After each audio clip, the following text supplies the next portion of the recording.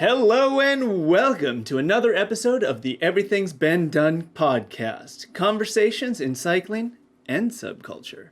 I'm your host, Dustin Klein, and today's episode is brought to you by the Everything's Been Done Gear Shop. The Everything's Been Done Gear Shop, all you need to tantalize your wildest dreams. We've just recently gotten some new masks, or face covers, however you like to call them, in the shop, which I think will tantalize your socially distanced needs. Today's guest is a legend amongst men, a working artist, a cyclist, a skater, a man of many hats. You can find him at MikeGiant.com and at OGMikeGiant on Instagram. Please welcome Mr. Mike Giant. Thanks for being here. Oh, it's all good. But I like you were just saying your perspective on keeps social media to kind of get this 360 view of any type of situation. I'm trying to work against, say, the algorithm. Like, I know how Facebook, like, it preys on you in the way that it wants you just to interact with it. So it'll continually show you things that disturb you. And, you know, Joe Rogan talks about that all the time. And that's the problem with it. If you're left leaning, it's only going to show you things that are going to promote that angle and vice versa. You know, like if we all sat down somewhere together, imagine that, and all opened up our laptops and did keyword searches in Google, all of us are going to come up with different results based on our preferences and our likes and whatnot. So that totally skews politics, and that's what they're talking about. That's how that gets exploited, you know, and you know, it can get really fucking weird, you know. So I try to I mean, even as a Buddhist, I'm always trying to take that middle path. So I'm always trying to see the extremes and kind of make a judgment call myself in the center and just move on from there. You know what I mean? Yeah. Well, and then also part of that is informed by how, like, I guess, more personal moral choices or personal values. It's like, here's the left and the right, or the A and the B, and then how does my interpretation of it? Right. Yeah, it's like you're just kind of out on this ocean of ideas, you know, and it's just, yeah, you can turn left or turn right, or just kind of keep going down the middle, the straight narrow path, you know, the quick path, and just keep an eye on things to the left and right, you know? Yeah. How do you spend a lot of time kind of paying attention to current events and things? No. Yeah. Is there a specific reason for that? I put my time elsewhere. Intentionally. Even just naturally. Like, I'm not. Oh, interesting. I'm not interested in watching the news. Even when I'm in a hotel room and it comes on, or it's at a deli or at a bar or something, I'm just like, what a bunch of bullshit. You know, but you put on like a funny 80s movie or something, I'm like, oh, hell yeah. You know, I'm down for entertainment. You know, it's like I don't consume television, but I do love movies. And I've been doing that pretty much every single day. I've been watching a movie or two even through the whole pandemic thing. Wow. You know, I just asked friends like, hey, you got any DVDs laying around? And they all have stacks. You know, oh, that's and I cool. just have an old TV that my roommate just had there and wasn't using. And I was like, hey, I have a funny little DVD player. Can I use your TV? And he's like, hell yeah, it hasn't been used in ages, you know? So yeah, I've been kind of doing the last few months, it's been a hell of a movie run. And it's been really fascinating to see how the current issues were issues in a lot of those movies from the 70s, 80s, 90s. Yeah. You know, and even like how I loved the John Hughes movies, like 16 Candles and some of those. And I watched that movie in particular the other night, and it was just so terrible on a certain ethical level. Like, it was so racist. It was so misogynist, sexist.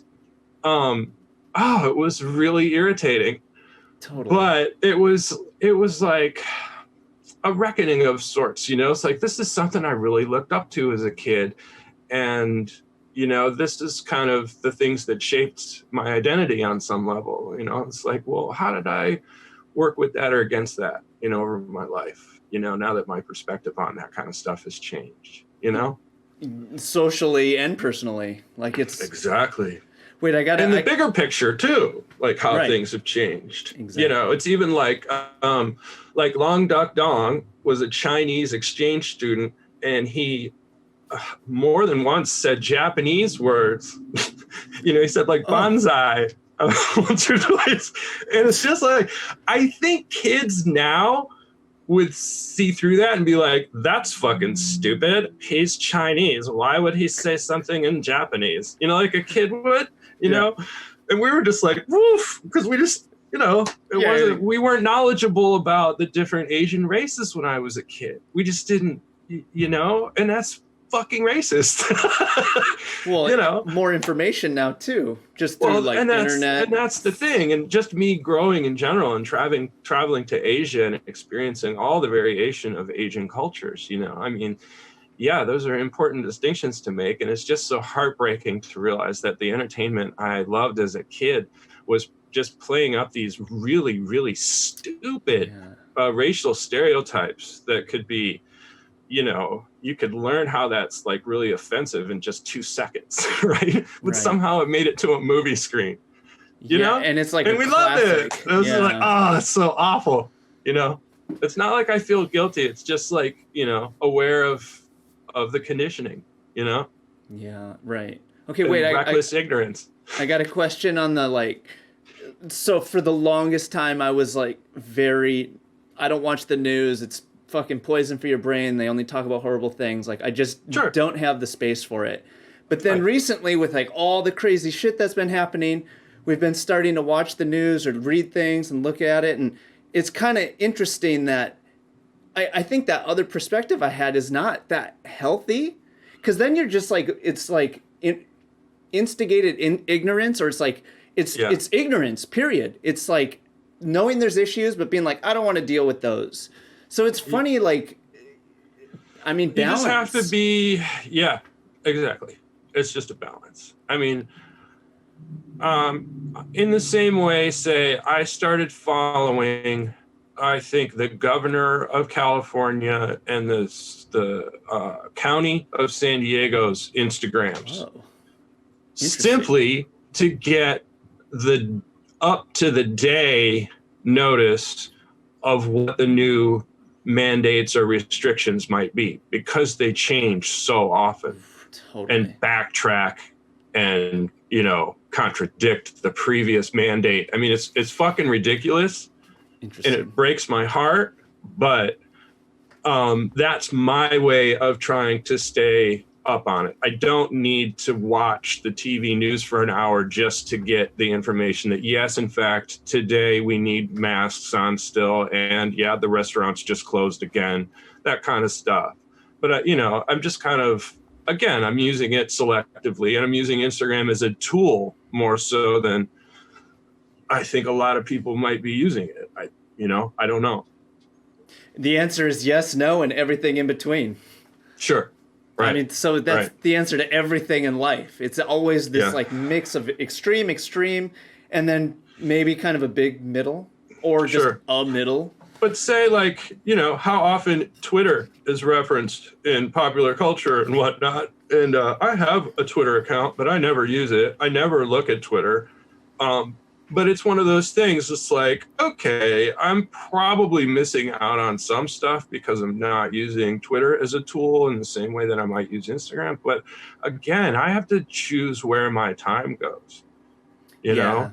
And most of my time goes to sitting down at the fucking table and drawing. That's how I make a living. If I'm not drawing, I'm not making a living. So there's no getting around the fact that I have to put the fucking phone down for extended periods of time throughout the day and just work, you know? Yeah. Oh, this is a perfect segue into, have been very curious of how your relationship to drawing has just changed. I'm assuming you've had several different interactions, you know, that's not the right way, but your relationship to it has been different through many, because you've been in contact with it for so many years. Yeah. From like as a kid with or even graffiti. It's like graffiti is this free and easy thing. And then like you just said, now it's like my job, J-O-B, pressure heavy, have to. Like, I wouldn't say that though. Okay, I think people inherently put that term job with something dreadful. Or like, God damn it, I gotta do it. Yep. But that's where the artist is different, right? Yes. I can't wait to get to the studio. I'm often, I work in a warehouse district. It's like a whole bunch of warehouses all together. Sick. And my buddy Dave and I rented a 1,000 square foot one. Holy shit. And we have neighbors all around us. You know what I mean? And they're 9-to-5ers, but I'll get there, 8 o'clock sometimes in the morning and not leave till 8 o'clock at night. Yeah. And I'm just jamming away. So it's this kind of recognition that I'm on a whole other wavelength, but also that the work I'm doing, it's like that,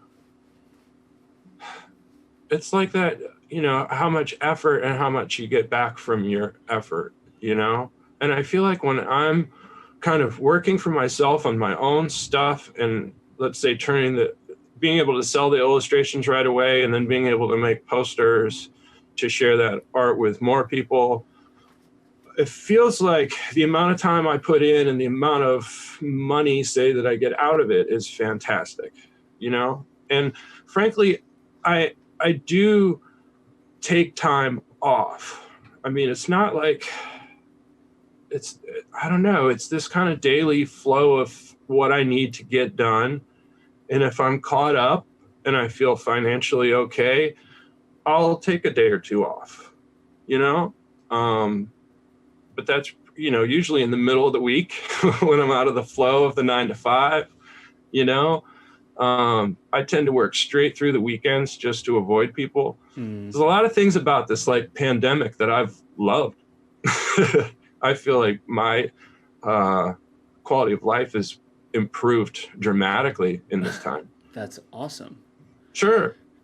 Just for how? Oh, like I'm back in Southern California. Traffic stressful. Ever since the pandemic, there's been no traffic. It's been great. I ride my motorcycle around crazy safer. I'm getting rebates from my car insurance company because nobody's fucking driving. I love it. The air quality right now is amazing, better than it's ever been. You know what I mean? There's all these things that they're not talking about in the news that are like, actually, this could be good. Like, did everybody need to get in their fucking cars at 8:30 in the morning and go to their 9-to-5? Well, it turns out, no, they can work from home now. And guess what? The kids can learn from school too, or do it from home. I mean, we've seen that. Whether or not that's good or not, you got to determine that for yourself and for your family, right? But in the bigger picture, I think it's kind of cool. Like even among my meditation friends, we're all stoked because it kind of forced the world into a meditation retreat. It's kind of how a retreat goes, except we wouldn't have TVs around, But on a retreat, you're not supposed to look other people in the eye. You're supposed to stay silent the whole time. Absolutely. A retreat really is about removing all of the basic distractions of your day-to-day life, including and ultimately your ego. That's the whole point. To get past that even. Okay. So you're really on your own. Usually, let's say in a week-long retreat, you might have a 20 to 30 minute kind of talk with the main teacher, maybe every other day, but you can, it's voluntary. If you don't care to, and you feel like your practice is jam and you don't have any questions, fucking rock on. I've always taken advantage of those talks because your progress on the spiritual path is really hard to quantify because you've really got to run into other people who are on the path and that have dedicated longer to it and have a gauge of progress, let's just say.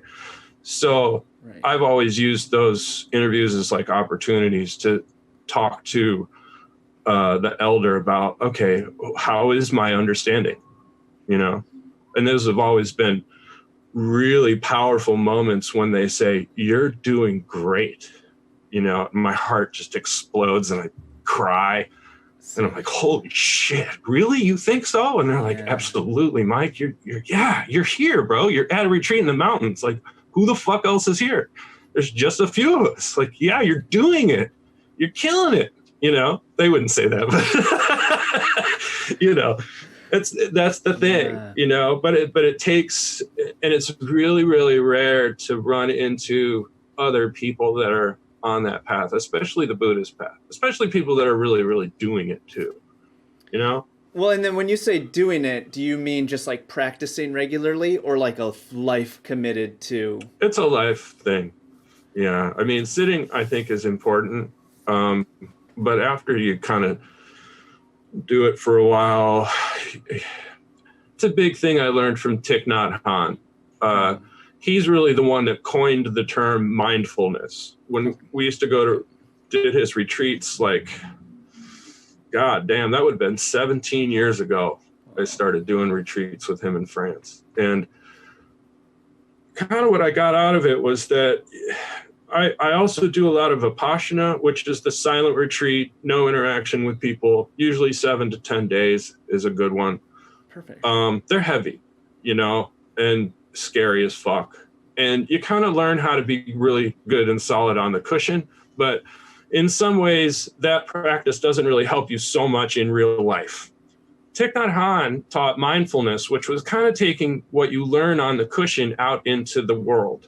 You know, so it was like that single pointed concentration that you would have sitting, you know, in meditation posture. Do that when you're washing the dishes. Like, just wash the dishes. Don't think about anything. If you're thinking about something, come back to washing the dishes. Yeah. Even using the toilet. I mean, he used really, really basic things that we all have to go through day to day, just like the breath, you know, to anchor and to stay in the present moment. Yeah, I feel like a quote from that book that I remember, or from one of his books, is whatever you do that one thing. Yes. Basically what you just described. Exactly. I learned it from him, from his mouth. Yeah, and that's it. And it's, again, if it's embodied, that becomes lifestyle. And then when you meet other people who are operating in that way, it's encouraging, you know, and you found a kindred spirit in a really deep way. Yeah. But okay, would you say that, to me, sometimes you just like vibe with people, regardless of what their spiritual anything is? You know, there's just energetic, like... Well, the Hindus really have a science of that. Even scientists now, like, we're sending vibrations to each other physically. Totally. From our heart, actually, the center of our chest. Oh. Like that feeling of lust. Yeah, like if you know, the whole thing where you're feeling somebody looking at you, and then you look behind you at the bar, and there's some cute girl just staring at you. No, your body was reading that before. Yeah, it is physical. They really can measure it now. I don't know that analogy. You got a different one? Force. What do you... Maybe a dude? A really hunky dude across the bar checking you out. And you're like, oh, fuck, bro. It's like Care Bear stare. Yeah. You know what I'm saying, though? Yeah, it's one of those things, like, you know, it's like hippie, silly shit to be like, oh, dude, I'm feeling your vibes. But no, scientifically, yeah, you're actually feeling vibrations. I mean, that's the whole funny thing with like quantum physics, is that we never actually touch because our atoms never touch. And it's so weird. Like, you think I'm hugging you, right? I'm feeling you, but like the actual structure of our bodies is kind of repelling everything constantly. We're in these different vibrational rates, you know? Yes. Wow, bro. Have you ever heard of a person named Abraham Hicks? No, I don't think so. Abraham Hicks. They talk a lot about like vibrational frequency and just like training your mind and like positive thinking things. You know, I was like listening to a lot of that for a while, and then, you know, I'll kind of go in and out of it. People get kind of culty about it, which is anything like that gets weird, you know? Sure. But just, it reminds me of the, you know, vibrational frequency. Yeah. I feel like so many times the culty thing is just it's the ego. It's somebody being like, oh, I have the fucking answer. I'm going to share it with y'all. And you find people that need a leader. Yes. Where it's like let's say in a Vipassana Buddhist kind of way, you're not trying to do that. No, it's about inherently, destroying that. your own experience is this like lonely solo thing. Like, and everybody's got to go through their journey. And what worked for you is not going to work for maybe anybody. You know what I mean? And it's just preposterous and egotistical to think that you've got it figured out and then you're going to go share that. Totally. You know, I mean, even the Buddha himself had some trepidation once he became enlightened. It almost he was like, fuck. Totally. Now I got to go back to my homies that I left behind that were on the spiritual path trying to find the truth. And fuck, I just found it. But how the fuck am I going to tell them that? They're going to think I'm a fucking traitor. They're not going to believe me, you know? But, again, he just put it out there and people practiced it and found the merit in it themselves. And that's how it developed. And that's why of all the, say, world religion practices, I love it the most because it's non-evangelical. Like Buddhists are not going to come knocking on your door. Yeah. They know that you have to make the effort yourself. Yeah, respect. And because that's the full energy. It's like if you're having a hard time in your life and you're like, okay, I'm going to give meditation a try. I'm going to go. I'm going to do it. 50% of, say, the healing capacity of that action is just in you stepping foot in that door. That you've made this intention and you followed through with it and you're in the fucking room, right? Yeah. Give yourself a huge load of credit right there. Yeah, good point. Now, jump into it. Like, I've heard that from many of my meditation teachers on retreats. They're just like, you guys are one in a million. Like, for real, like one person out of 100 might be like, man, I'm just not satisfied with my day-to-day life. It seems like I've got everything. I got money, I got all this, but it's just like, ugh. 1 out of 10 of those might think, oh, Buddhism, 1 out of 10 of those actually might go study or go to a lecture or something like that, right? 1 out of 10 of those might start doing meditation practice on their own. 1 out of 10 of those might end up at a retreat, So just in those steps, like, boom, I don't know how many steps that is, but they're like, you're 1 in a million. That's 6 steps. Right. So you're already killing it. Thank you. Thank you for coming here. Thank you for supporting our community of people who are dedicated to helping people like you and helping ourselves. It's heavy. Right. How much of it sounds like for you, the practice of practicing with other people seems to be like of a higher importance than just doing like a solo, like just at home? No, it's not. It's actually way more important to do it on your own. Those are almost check-ins then. Yeah, exactly. Totally. Checking in and going deep.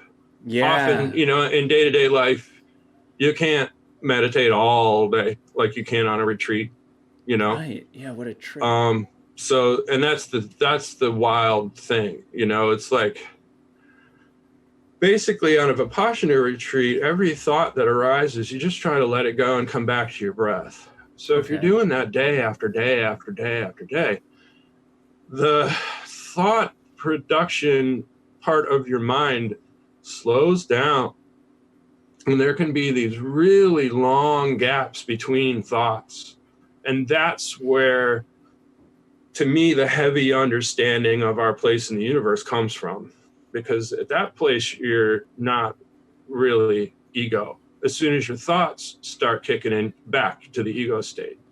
But there can be these, it's a lot like the psychedelic state, and you'd be on acid and you'd be in the midst of a heavy trip and you kind of can't tell how long you've been in there or how long it's going to last. And you can get panicked or you can just kind of relax and be like, no, it's going to be fine. It's just going to wear off like it always does. Just chill, But yeah, it can,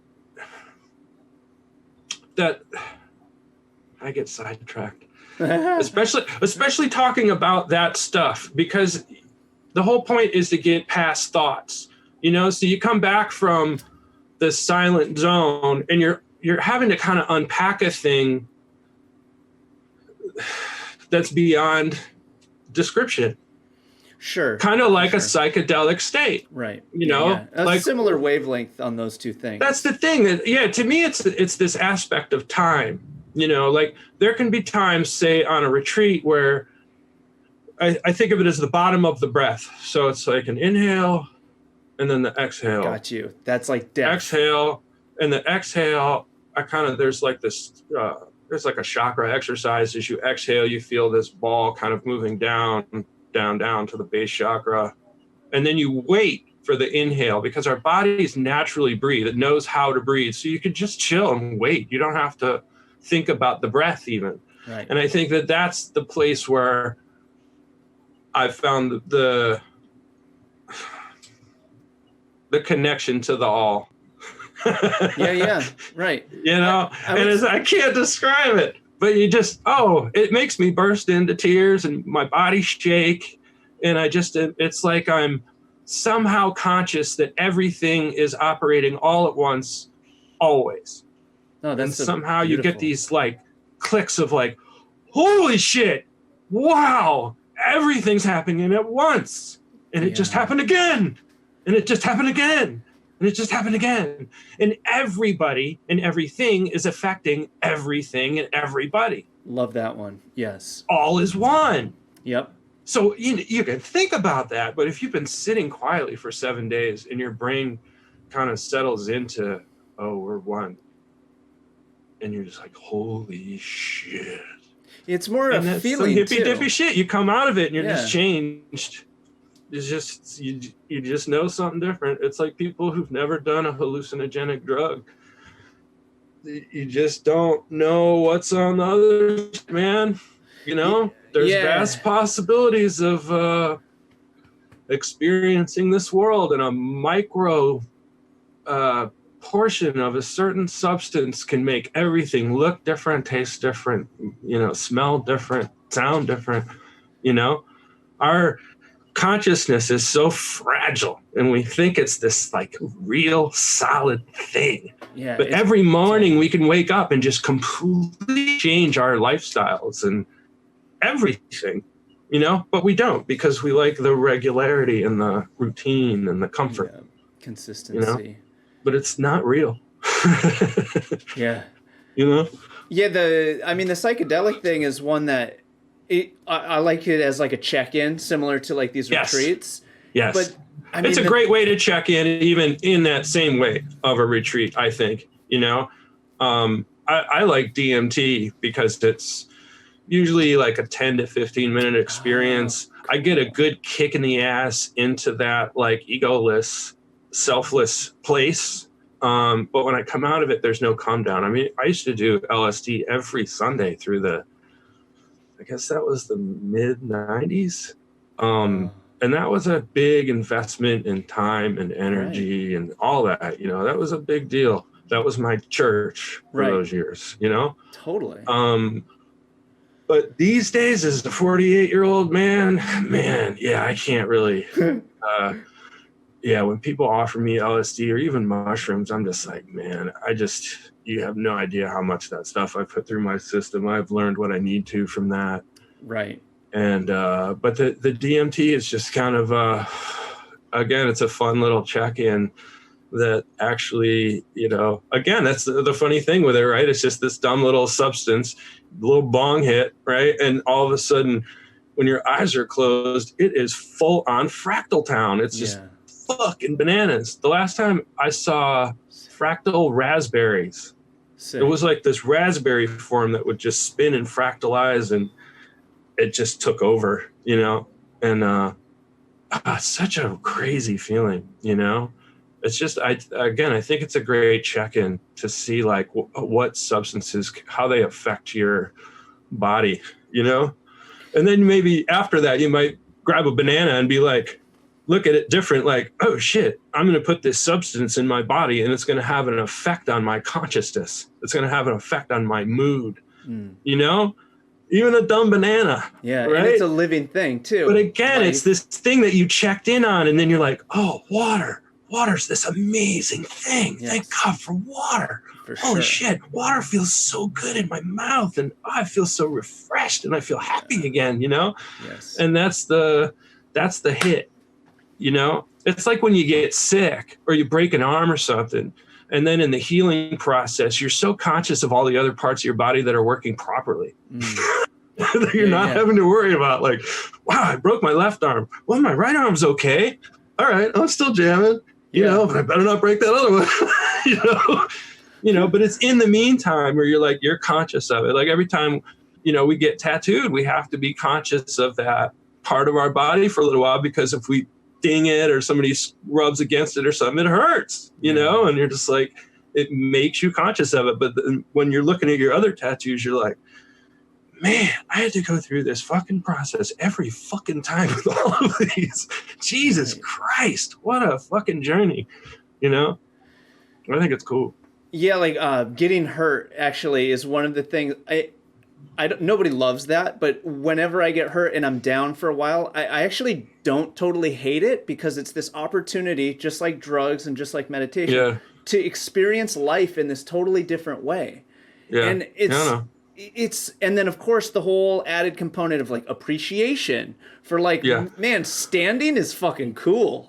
Like, no, I started skateboarding again recently, and I've already got dinged up a few spots. So it's like I'm kind of, you know, conscious of that again.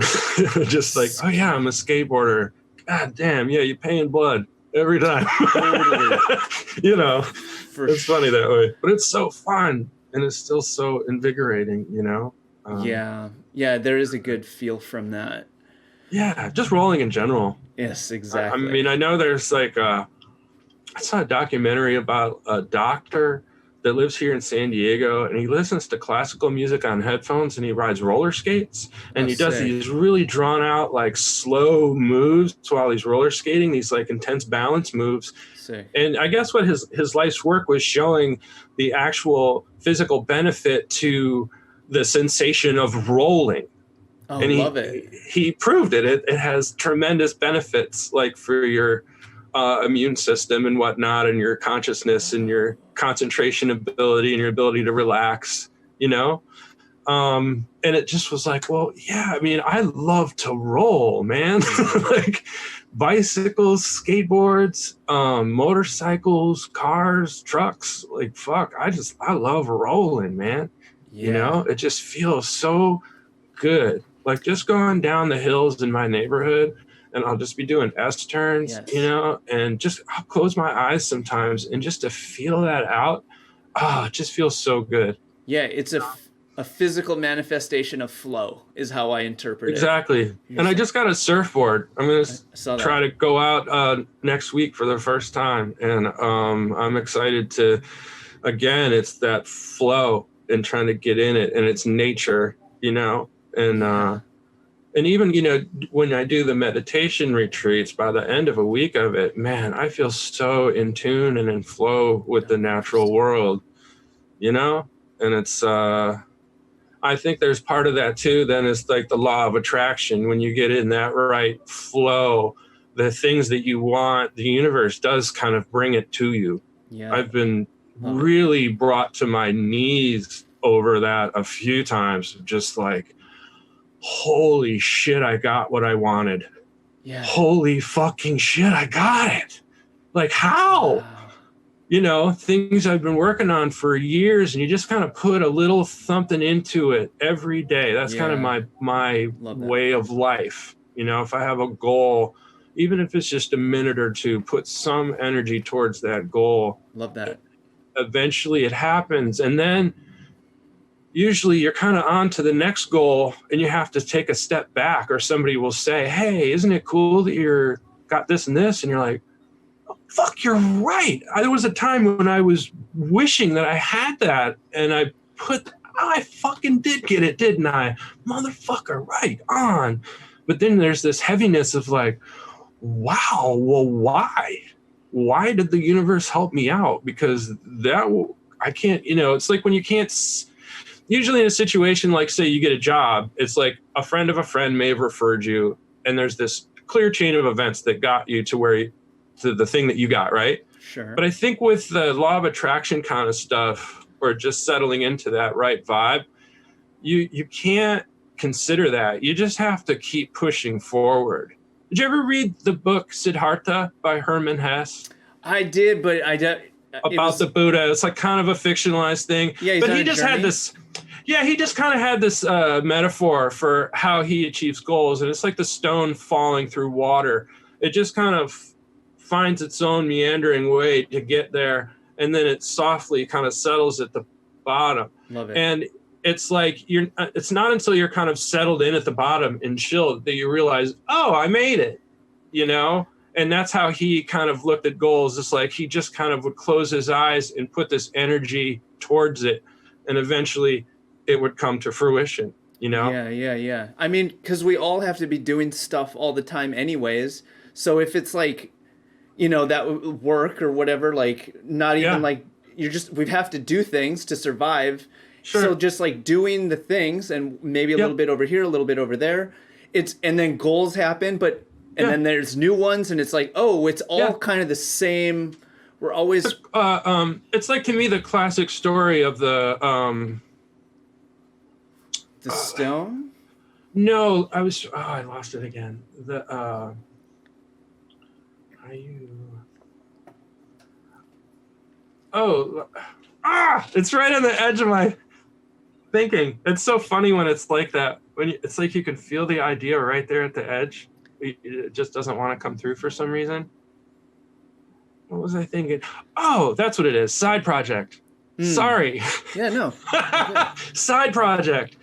So many friends of mine recently, their side project has become their full-time gig because they lost their jobs due to the pandemic. And what they're realizing is that all that effort that they put towards their brand or their restaurant or their takeout idea or whatever it was, you know, they had always thought of it as the side project. And then life happens. And then a few weeks later, they're like, holy shit, I'm making more money doing my side project than I would have if I had my regular job. Oh, fuck, I could have been doing this ages ago. Well, fuck, I got what I want. Yeah. I fucking got it. And again, you're not like, it's the universe at work. It was like, oh no, you're getting fired from your regular gig that you relied on. And then you're like panicked. But then the universe is like, no, you're good. You're good. You're actually fantastic. You're great. You know, like, live it up. You know? Yeah, those moments. It hasn't been that way for a lot of people, you know? But again, the people that had a side project were kind of thinking ahead a little bit and not relying on their 9 to 5 100%. You know, I have plenty of friends that knew how to do like jewelry making and would have never thought to just do that for a job. And then we're like, I got a lot of downtime. I'm gonna make a ring. They show it to their friends and like, yo, you made this? Yeah, I made this. You want it? I'll give it to you. No. Let me give you some money for this. Sick. Like, oh, really? Oh, fuck. You think I could sell these? Yeah, for sure. You know, and it just starts popping off, you know, and then you get the call from your old job and they're like, hey, we'd like you to come back. And you're like, ooh, I'm sorry. I'm making more money now than I did there. That's tight. I don't know what to tell you. The big fucking pickle is the poor motherfuckers, I kind of think of them this way, that got unemployment that worked in restaurants.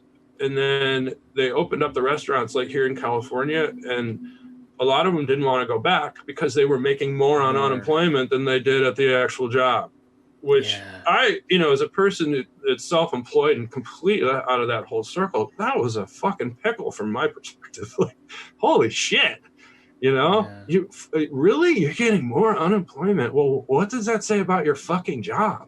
What a bummer. Like, ugh, what a terrible industry to be in, you know?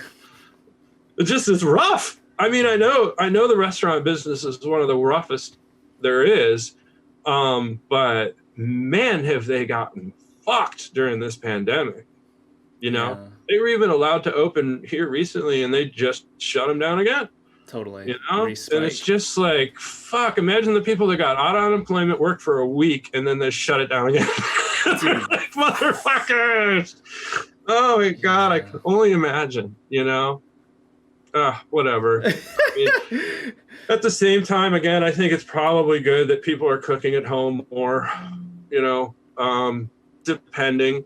I think the stay-at-home orders and the fear accompanied with that is going to have an incredible mental health toll that we'll see quite soon and will last for a long time. Even just the kids that are having to go through this right now, they're never going to fucking forget this year. Right. Yeah. And if they'll remember, just as much as we joke about, oh, remember pre-internet, like there's going to be, oh yeah, remember fucking pre-COVID? Pre-pandemic. Holy shit. That's the thing, because there's a lot of things that I do not think are going to change worldwide, like new protocols and even just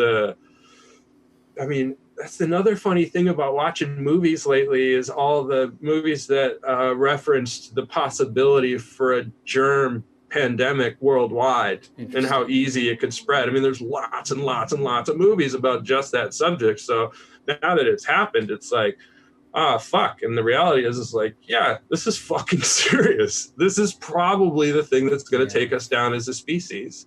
And then to know that it could be, something that escaped a lab, is even more like, oh, fuck, Yeah, but you play this game, then it's like this ceiling's gonna kill me, that light's gonna shock me, I'm gonna hit my bus, I'm gonna choke and die. Like that's been my attitude through the whole thing, frankly. As soon as they started doing the stay-at-home orders and asking us to wear masks, I was like, cool, I'm down. But I know that if it's an infection type thing, my general health needs to be my number one priority. So I kicked all of that into gear. We were still able to walk around in our neighborhoods and go to the grocery store and stuff. So I just kind of exploited that and would walk a long distance in my neighborhood, masked and whatnot, but I would stay healthy. I ate a lot better, it's just one of those things, like how to react to it. The biggest beef I have with the politicians and whatnot is that they're not playing up general health. They're not telling people to take vitamins and to eat well and to get exercise. It's kind of the opposite, which to me is a bit conspiratorial, just because, in the end, generally healthy people get through it pretty easy.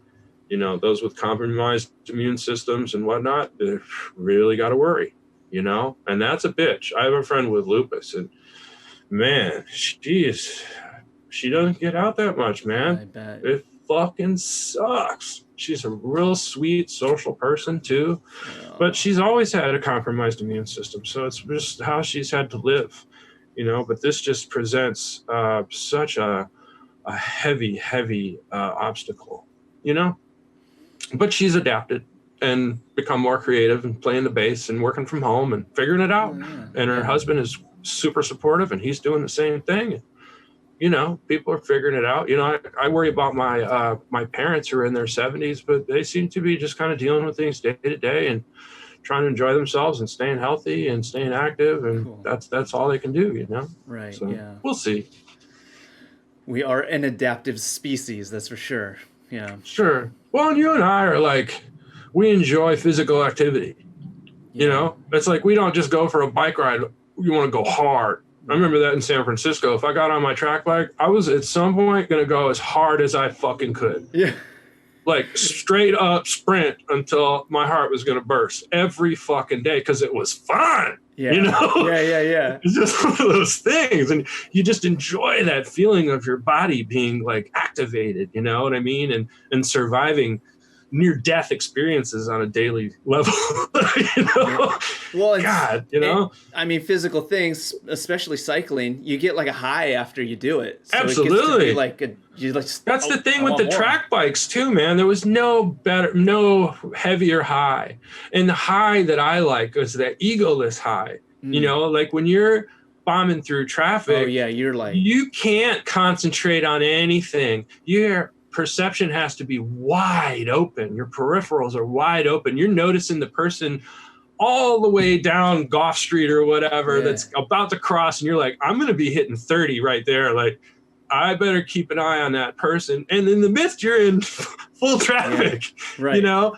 But that's the thing. I love that. Thich Nhat Hanh calls that, you know, mindfulness of body. Like there's this Zen state that comes from concentration. That's what martial arts, that's where the martial arts connection comes to Buddhism. You know, it's this, you know, and it's an extension of the meditative mind. I think a lot of people forget that, is that a lot of the, like the samurai and stuff were monks, you know? Totally. They were, and, you know, it gets even stranger. You know, they wore makeup, and they were, a lot of them were gay. Whoa. And the whole thing with the apprentice having to commit suicide at the death of his master was to protect the secrets, you know? Whoa. It's pretty wild world, you know, not exactly what we think of as just these like gung-ho Marine motherfuckers, you know. It was a completely different thing. I mean, they were Buddhists. They were dedicated to non-violence.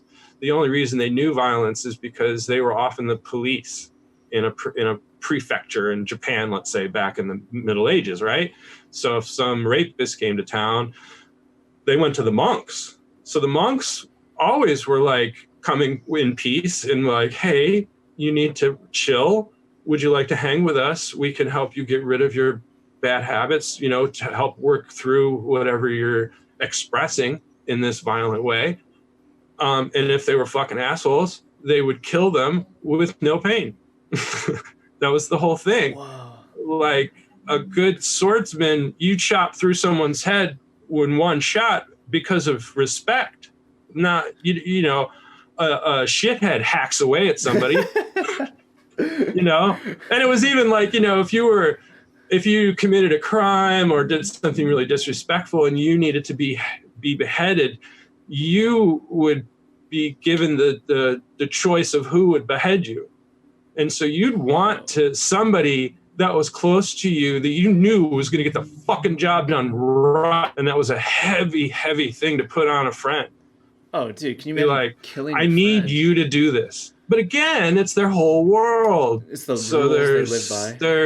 There's protocols, and they all respect that, you know?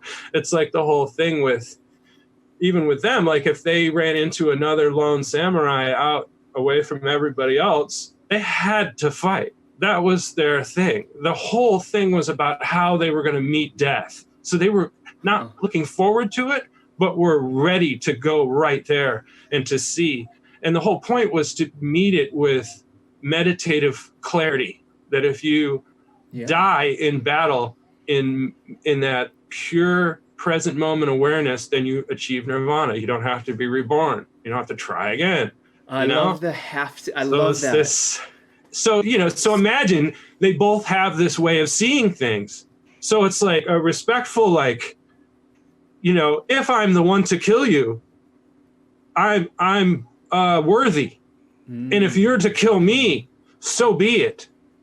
This is our code. This is how we deal with things, you know? And this is the moment of death. This is what our whole lives have been working towards.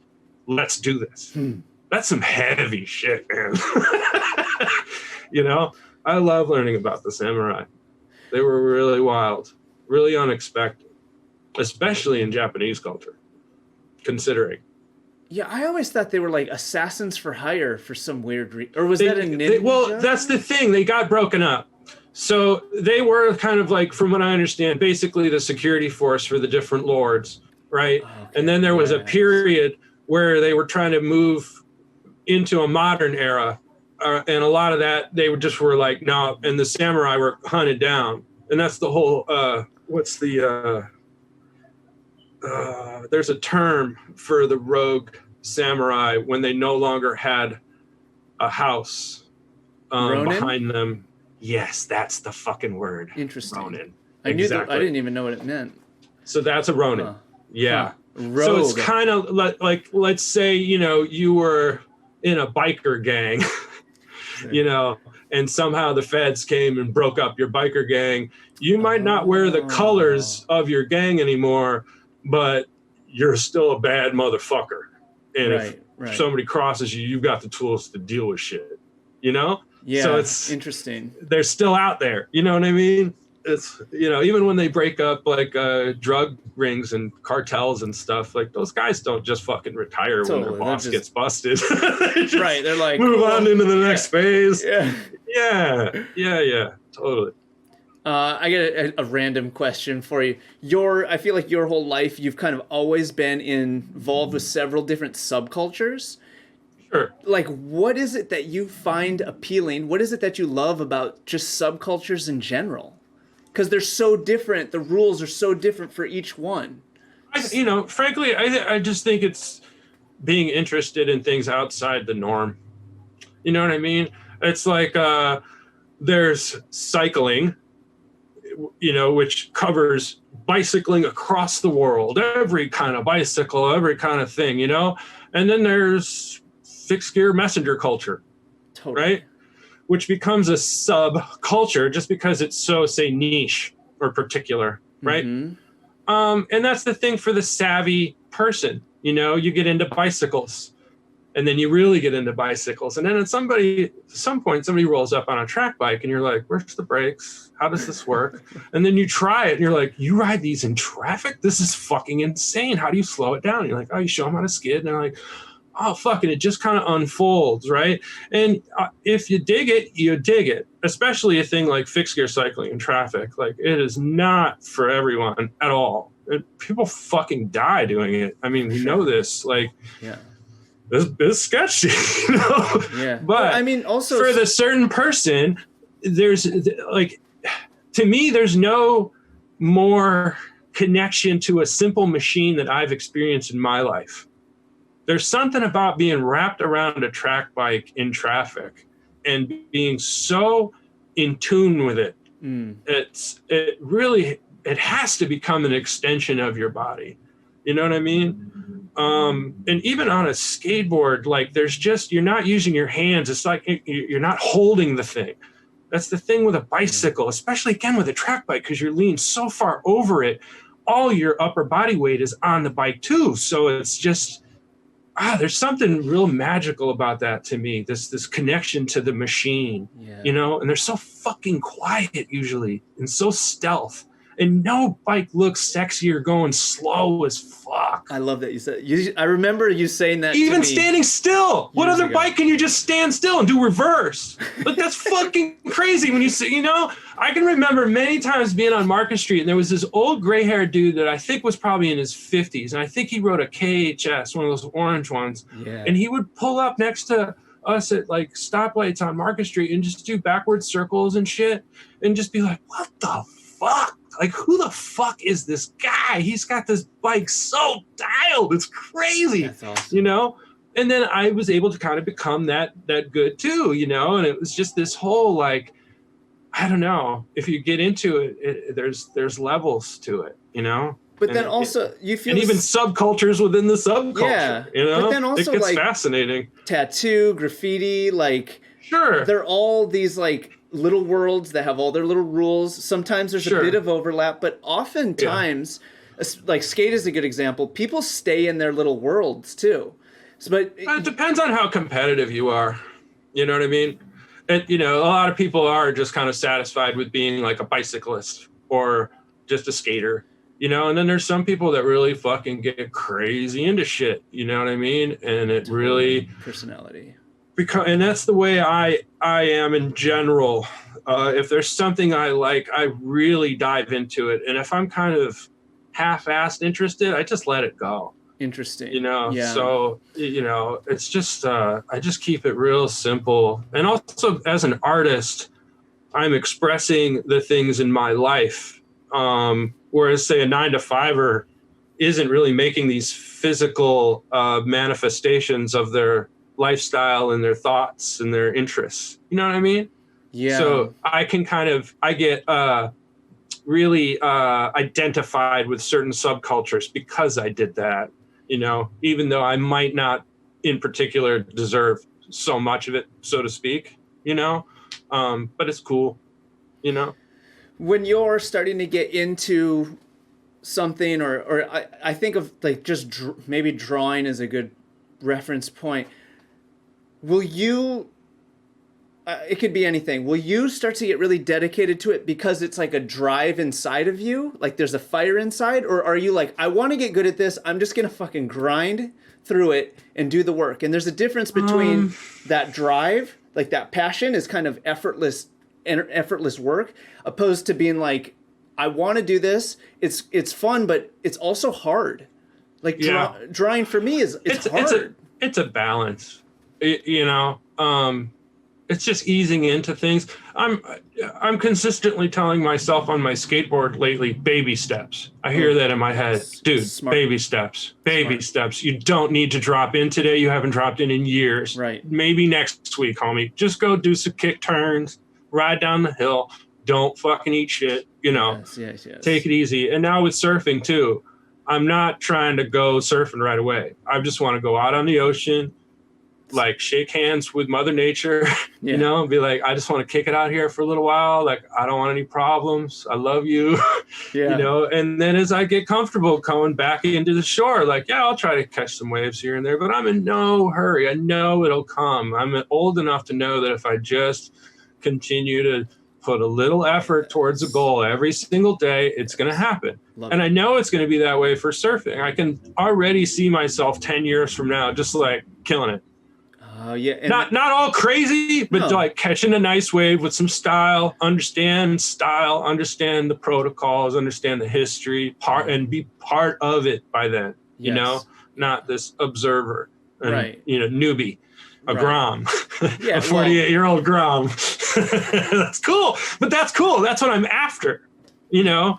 I think that's the thing that Joe Rogan points out so much is that, you know, you need to humble yourself. You got to start from scratch. You got to build. And that's why he loves jujitsu so much on one level, you know, it's this humbling, consistent practice, you know, and you never really get it. It's always a practice, kind of like meditation. It's not like you meditate until you get to this place where you don't have to do it anymore. Right. No, of course you know, like yoga, you know, you got to do it. It's not about getting to some ideal body shape or something and then just like chilling and letting it go to shit, you know, whatever. Yeah. You know? I feel drawing is a similar too. It's a practiced skill. Like you got to always be kind of sharpening that pencil to be as well, you know, again, it's how I make a living. So, you know, just in the fact that I have to be there doing it so consistently, I mean, it just keeps me really sharp. Yeah, I love that. You know, and keeps me interested. I mean, at this point, I'm starting to notice problems with my hands, with knuckles and stuff. Oh, wow. Like my pinky finger. I don't know if you can even see that. Will it come up? It doesn't straighten out. That's straight. Whoa. So it's like, because it's tucked under like this when I draw, it's always tucked under. So it's just bent. My mother's finger is the same way. So it's definitely some sort of hereditary thing. But the knuckle itself is huge. It's way oversized. And, you know, it's like when I ride a motorcycle or a bicycle and I hold it, this one's kind of out weird because it can't wrap, you know? It's really strange, you know, but it's just getting older. And I've been drawing every day probably since I was 12, probably younger even, literally, like as soon as I could hold a pencil. It's something I did constantly because my parents were always, I guess I was a motor mouth as a kid. So my parents would keep art supplies in front of me and it would keep me quiet. I did sound effects and stuff. It drove them nuts. You know? They're like, try and draw the house without the hammer sound. That's the thing. I would get into the zone even as a little kid and just, you know, any kind of like architectural toy like Legos or Lincoln Logs or things, I would really get into it, you know. But like, you know, say on a road trip, like the first time we drove from upstate New York to Albuquerque to check it out, I must have been awful, you know, because I would just get bored. It's blah, blah, blah, blah, you know, just start fucking vocalizing. And they'd put, you know, some sort of game or something in front of me and it would keep me occupied for half an hour. And then I'd start, blah, blah, blah, blah, blah, blah, you know, whatever. Yeah. And they'd go, God damn it, you know, like, let's get them something to eat. And then we'll fucking put this book in front of them, you know. But I just was like, just kind of like a eager kid, Yeah, I had that it's like my creative nature has always been like hungry, Yeah, that's a great way to put that. Yeah, like you have to satiate that hunger. Oh yeah, I go nuts. It's like vacations can this mixed bag because how I relax is by drawing. Oh, that's so interesting. so when I'm away from it, it's like, fuck, like this isn't even as relaxing as just sitting at the beach. Like sitting at the beach can be a little annoying because I don't have anything to concentrate on in particular. But you could draw. It can be great if I've got my girlfriend along because I'll give her all my concentration, you know what I mean? But I'm not thinking about drawing, and that's kind of how I am too. I give my attention to each thing as it happens. The mindfulness thing, one thing at a time, right? So I definitely get that way. You've got my attention if that's the dynamic. But what, like in the vacation scenario, or even at home or something, would you like? Okay, how about this? Do you see a difference between sketching and drawing? No. Interesting. No, it's all the same. And then for sure, it's just like inking is just a different tool, but I'm like holding my hand the same way. I'm turning the paper the same way. But not. It's to me, it's more of like sketching. I'll think of as like it's like brainstorming or like looking at something. Yeah, I mean, it's a different kind of, let's say, mental place. Yeah, but I guess all I'm thinking of is actually just the physicality of drawing. But yeah, mentally in the sketch phase. Because all those drawings that I do of like the 5 or 6 elements on a page, that's all worked out beforehand, sketched and placed, and I adjust the sizes of things. And, there's quite a bit of work goes on before I put it on a clean piece of paper and throw it on the light table. That's kind of the stuff I don't really share so much. It's kind of like, it's kind of indicative of my attitude towards the sketches because they end up in the trash immediately. So they're like a scaffolding. Yeah, just like, getting a tattoo, like we'll start rough on the tracing paper, real rough. Yes. Just some scratchy, dude, that whatever. Stuff is so cool. Well, that's the thing. And then you put put another piece of paper over it, refine it a little bit, and then maybe put another one to do the line work sketch that you'd use for the stencil, but it's also what you'd show the client, right? Yeah. So, there's various levels of kind of refining. And then, of course, the actual tattoo, you're really doing it. So, there's this whole other level of concentration involved. It's kind of from loose to tight, let's say, in that process. Like, this is a great way because a skull will start as an oval. Yes, exactly. And then a line for where the eyes go, and you start to break it up into the proportions of where the nose should be and the teeth and the whatnot, and then it just Yes. It comes together. And then also, I think just noting the fact that you're drawing this thing like at least 4 times. Like that's the thing a lot of people don't understand about I guess custom tattooing. And that's the whole thing with Flash is that you just come in and you pick it and they don't have to draw a goddamn thing. They just make the stencil from the stencil sheet in the back of the shop and throw it on there, which I love. I'm cool with that kind of tattooing too. Yeah. Well, if you're coming in for somebody, a big custom piece, they've probably drawn that motherfucker a few times, and hopefully they've shown it to friends that have picked it apart and been like, you should probably do this over here because her face is going to be on the spine and that's going to look fucked up her whole life. So maybe put it over to the side, which is counterintuitive, but balance it out with something over here. Shit like that. That seems like one of the powerful things about working in a shop is that. That's exactly that. And that's the whole point in... Like a lot of tattooers, they'll get started at home. They'll get some good photos together of solid healed tattoos. They'll go to a shop. They'll get a job at a shop in town. They'll work there for a few years, and then they'll go to the better shop in town or the best one and just kind of ride it out, And then there's other people that, are on this like, it's like the top 10 percentile, you know, and you got to work really, really hard to get into those really, really good shops. And I approached it as if the shops were my education in tattooing. So I wanted to parlay from one to the next to get the greatest amount of education. Cool. And then again, you're also, each step up, you're working with a higher caliber of artists who can give you an even more particular critique of what you're doing, or give you a pat on the back for the things you're doing right that are inspiring them. Equally important. You know, which can be, yeah. I mean, I tell you,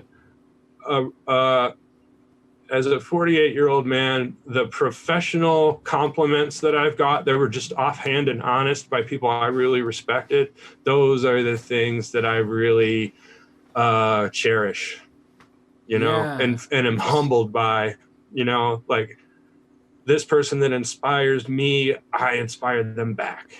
Like, yeah, even just this morning, I was thinking of that. There is no greater feeling personally to know that I inspired someone to do something that really took off. Like even you with the fixed gear bikes. Had you ridden fixed before we'd met? No, and also you've inspired me on multiple levels too. It wasn't just that's cycling. The thing. I'm conscious of that on some level, and that's the man. There's nothing better than that. Especially to see how you ran with cycling, and it became such a part of it became your business. You know? Right. So fucking rad, you know?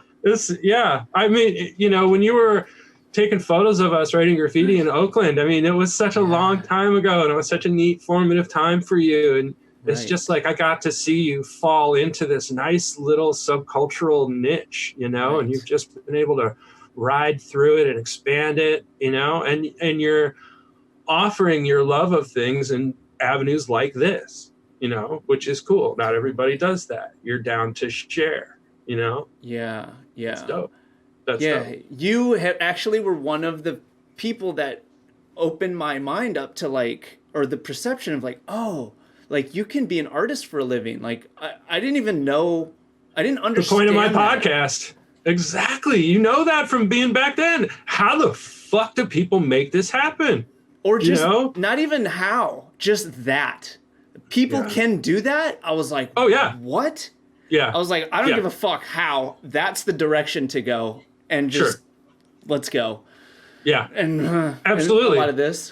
And that's San Francisco, too. Exactly. I mean, there were so many creatives and so many people that were open to that lifestyle. And we're just like, oh, shit. I mean, we always used to joke, like, even in the 90s, like, it's Tuesday at 11 o'clock and we're having breakfast and it's fucking packed.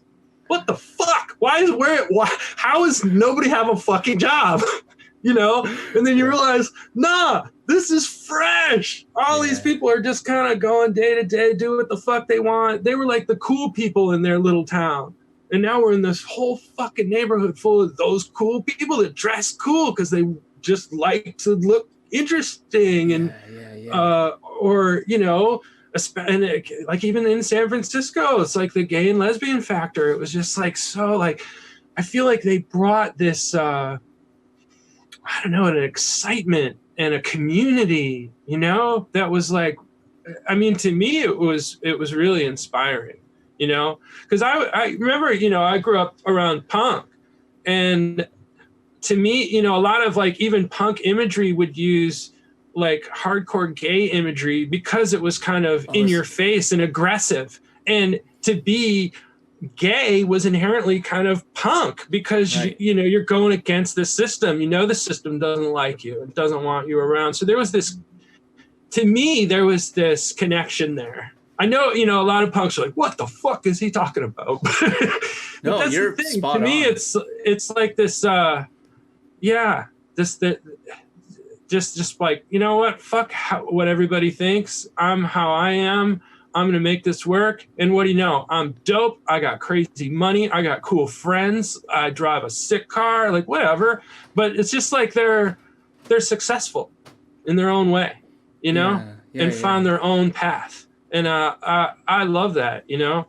I still, you know, I noticed that too, even just like we don't really think of gay folks as being dealt with differently or looked on differently. But as a straight guy, when I wear Tom of Finland t-shirts and people make the assumption maybe that I'm gay, I get dealt with differently. Right. It's palpable. And I think that's been a really interesting learning experience for me, you know, to just to be able to see that, you know.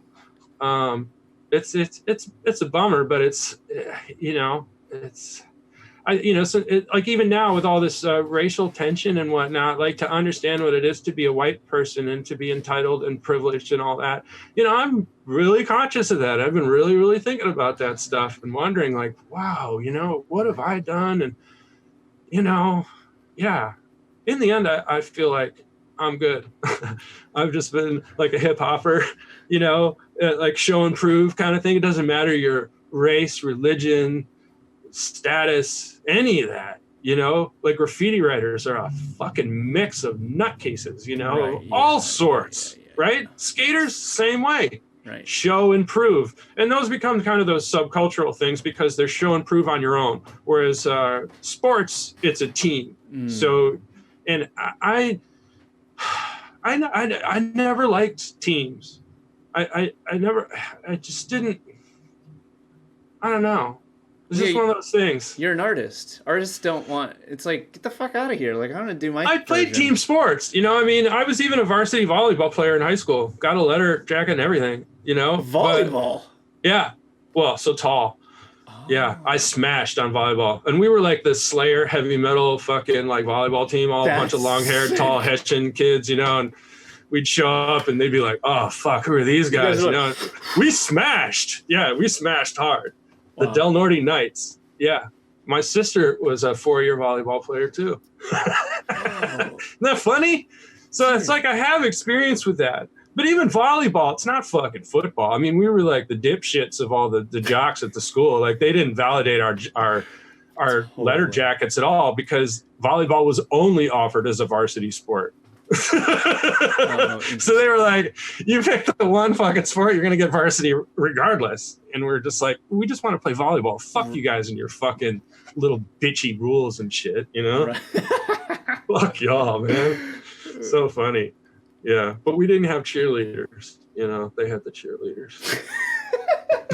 We didn't. The cheerleaders never came to our games. Oh, they might have come once. They were one of the guys on the team, like his sister was in the cheerleaders or something. He's like, come on, please. Yeah, we did not. No. Okay, I want to talk about your relationship to cannabis. Oh. Like, it's been a long one. Yeah. Well, yeah, decades. Well, I guess to start, just like, what are the things that you love about cannabis? Love how it makes me feel. Yeah. I love how it softens the edges around things, makes things funny. I love when I catch myself with that just shit-eating grin, just like so happy about just the dumbest little thing, you know, like, I don't know. Just like even a cute little kid at the beach, I'll just be like, oh God, he's so cute. Like, holy shit. I'll just be like, I'm so high. What the fuck, bro? You're tripping, man. But I just love how it makes me feel, you know, and in different situations. It's always been something that activates me. Even indicas, you know, like my favorite thing to do in San Francisco was like smoke a whole joint of some super crucial and hop on that track bike and attack the hills. Sick. So it was just something, again, that Zen, open mind, egoless, full body activation. Your fingers are stoned, your toes are stoned. And it's just like, whoo, you know. And as someone who did tons of psychedelics, like I enjoy that body high, that ride, you know, and I've taken that to extreme lengths with psychedelics, you know. But I just dig it, man. It almost, it's like any situation, it just kind of gives it this nice edge that makes it a bit more fun, you know? Yeah. And then there's also, you know, all the kind of therapeutic uses for it, you know, and having to learn, you know, the right time for the right thing. Okay. Kind of stuff. And I was just going to ask you that. Is there, you know, is there time where it doesn't work for things? Absolutely. Yeah. I mean, love hearing that. I've been testing some weeds because I'm going to put my name on a signature strain. Yes, And, that's so good. you know, some of them are really fucking disorienting, and I just can't put my name on them. You know, I used to be a lot more sativa heavy, and I've grown to really pretty much just stick with indicas now, indicas and hybrids. Sativas are just a bit too disorienting lately. I might be getting, you know, like a strong sativa is some shit. I mean, that's drugs, you know, like it gets crazy. And even the stuff that I've been testing normally at a regular dispensary, you're pretty solid high grade is going to be around 20 to 25% THC. We're talking into the 30s now. Oh, Jesus like, it's Christ. getting weird. Yeah. So like, it's just such a different beast when it gets like that. Right. You know? So, you know, it's kind of just, you know, feeling it out, you know? And I've really gotten into using CBD too. I think that's probably the biggest thing that I would push more so than THC, more so than just straight up smoking weed or whatever. People should be using CBD. As like, if for like a medicinal supplement in their life. Yeah. Yeah. Lots of elderly people are now hip to it and using it on a daily. I use it daily. I use it especially in the middle of the night. Like if I, sometimes I have to get up to go use the bathroom in the middle of the night, and then it can be a little tricky to get back to sleep. Kind of feel a little gross, kind of awake again a little bit. And I'll take a little bit of liquid CBD, and it brings my heart rate down and my body temperature, and I just chill out. It's not even that noticeable, but it works, and it works within minutes with the stuff that I've got. And God damn, it's just so great. I had insomnia last year for about 2 months. It was really heavy. It was one of the heaviest kind of mental health periods of my life. And the CBD, after trying all different sorts of things, really helps the most. Oh, that's you know, awesome to hear that. Yeah, it really, really does help them. You know, it was a rough time, but it's also what led me to San Diego, which is cool. You know, it's all good. Oh, cool. Yeah. Have you tried, you know, I want to ask you like dabbing, which I know dabbing is this crazy, like that freebase. Yeah. And like, I'm not talking about getting obliterated. I'm talking about the experience of that high is so fucking clean. It's different. Crazy. Yeah. I mean, it's just like, it's kind of like DMT, where it's just like this immediate rush and it's really heavy. And then it wears off pretty quickly and pretty cleanly. And then you're kind of ready for another one, you know? I have friends that pretty much just dab, you know? It's never been a thing that I've really been into. I'm an old, you know, kind of hippie dude. Like, that's the thing. I like joints. I don't mind. I like bongs. Bongs with like ice water is so nice. Cool. I love my volcano vape. Yeah. I love just a little pen vapes are great sometimes. But yeah, you know, whatever. The only thing I kind of don't fuck with so much is edibles. Yeah. Interesting. Yeah. Just because it synthesizes more as a psychedelic in that form. And that's the kind of feeling that I think my consciousness has got what it needs to from that world and is kind of over it. Yeah. That's the feeling I get. It's just like, bro, come on, man. Really? We got to do this again? It's not necessary, homie. You know? No. I've noticed that with cannabis a lot. You meet people older in life and be like, hey, you want some cannabis? They're like, no. They basically had their life's fill when they were a teenager. And it sounds similar to you with psychedelics. It's like you kind of just had that amount that you needed, or you were, I don't know. Yeah. Well, to me, it was a teacher. And at a certain point, it was like, bro, you've learned this. You got this, you know, especially after I started doing the meditation retreats. Right. Like, I have a metaphor about a door. So let's say you take something like LSD. All right. So it comes on and a door appears and you're kind of pushed through the door into the other side, and the door is shut behind you, and then you're just in there, and you just got to kind of have to fucking deal with it. And then when it's ready, it spits you out, right? And shows you the doors, you're closing it, right? Something like DMT, you hit it, you skip the door, you're in the other side, and you're there for about 10 minutes, and then boop, you're back out like it didn't even happen, and you miss the door again, right? Meditation, the door is always there. You always see the door. When you're ready, you open the door, you step in, you hang out in there as long as you wish, under your own control, right? And then come back out and shut the door, and it's always there for you. But the space on the other side of that door is basically the same. Oh, I love it. Right? So it's just, it's just your approach. So I think that once you've gone the meditative route, you've learned it, and you've seen the door, or you have the tools. That's the thing. Yeah. And then it's like, to access that space through a substance just feels artificial. As it is. And kind of not so controlled, Right. I mean, every trip I've been on has been different, pretty dramatically even, That's kind of awesome.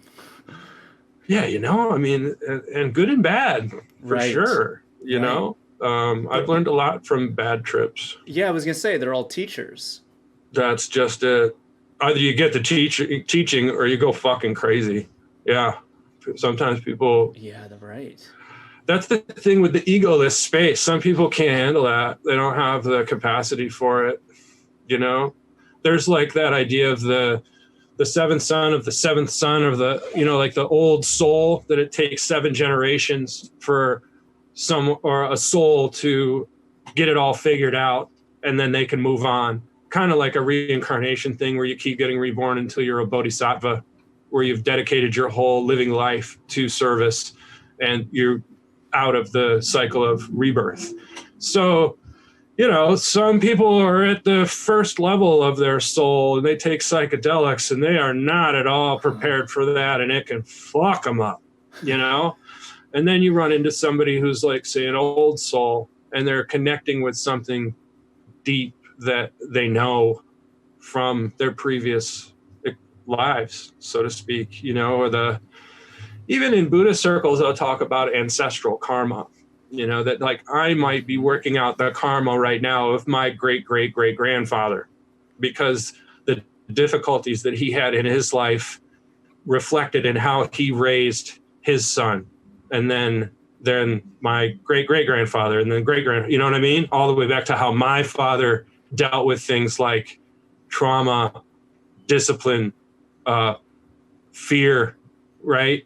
Tense situations. It's all based on how it was dealt with before. So it's up to you and your generation to, finish that work or completely let it go so that you can move forward. That's,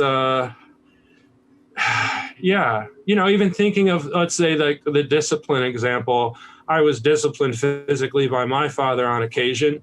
It was somewhat traumatic, as it always is as a little kid. But I know for a fact that the physical discipline I received from him was paled in comparison to what he received from his father.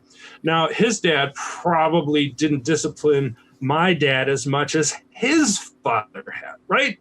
Yeah. And knowing how I am, if I had children, I would be hard pressed to lay my hands on them. Right. But maybe it would be like yelling, which is like... See, that's the thing. That's the karma. That's the ancestral karma. So you are coming with things, right? Yeah. And you can't kind of dispute that, but it can be something that's helpful, again, in considering, let's say, the place of your spirit in releasing this world of physicality and death and sickness and going into the death state clear and ready, you know? I think that's the big thing I've learned on the retreats is you really do get rid of your fear of death. It's just as inevitable as the next breath. Yes. But death is only a breath away. Yes. It only takes one stop, Yes. right? And you're done. Yeah. So, you know, again, those are those things where in the woods and meditation after day after day after day, when I realize stuff like that, it leaves this huge lasting impression in my heart, but it's really hard to explain it in words, like what I feel like I understand, you know? Yeah. Completely. It's trippy. Yeah. I mean, it sounds fantastic. Back on drawing. Okay. What about actually, I want to ask you about tracing. Yes. And actually, is it not just tracing, but like drawing from life, tracing, drawing from memory? There's a lot of that. Yeah, in my world, it's absolutely that. It's a big mix. Oh, that makes sense. I love what I call translating photographs into illustrations. Okay. Okay. So yeah, there's tracing involved, but on a photograph, there aren't any lines. Yes. Like if I'm tracing a car or a face, I'm determining where the lines are with every motion of the pen or pencil. Everything is a decision. Some things get left out. Some things get smooth. But there is our eyes work really well. And the average person can tell when an everyday object looks a little wrong. Yep. Artists, ever since the lenses became available, which was the mid 1400s when they started making camera obscuras, and they were using the same method I'm using now, where they would project an image from a dark room or from a bright room into a dark room with a lens in the wall. It shows a flipped image on the reverse wall inside the dark room. The artist would put up a piece of tracing paper and quickly mark the edges of the contours of whatever they were drawing. Let's say it was a person, right? Yeah. Then they take that, put it on the canvas, transfer it with a pencil, with, charcoal or whatever, to get your sketch up there just right, photographically, you might say, right? Or right, but then you've got like the basics are all there, and then you work from the model in life and create the picture. Like a lot of tattooers are great at doing portraits, but it's just a technique. It's not magic. It's a technique. So there's this part of me where, especially in drawing people, let's say, especially women, any 5-year-old can look at one of my drawings and tell if she's cross-eyed, or her nose is crooked, or her mouth is weird. Anybody. I could draw a picture of a pickup truck and people aren't going to be as critical. I could give it an extra wheel even, and people will be like, not even trip. Oh, that's a cool truck, Mike. But you draw people and they become, everybody's a critic. And rightfully so, because we're biologically looking at each other with incredible detail. Everybody that we pass and making these judgments and storing things away. So to me, the world around us represents people visually mostly through the photographic medium. And it's been that way for a good 100 years or so, or man, even 200. Well, I guess not. Late 1800s, I suppose, photographic means were like in just starting to get used in newspapers and whatnot, that kind of thing, reproductive. Yeah.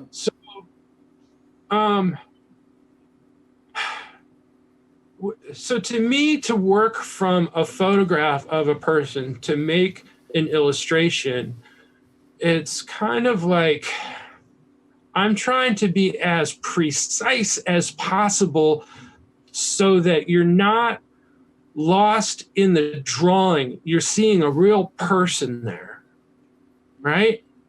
That's the fucking tricky part. Especially since it's so minimal, since I'm only using black and white.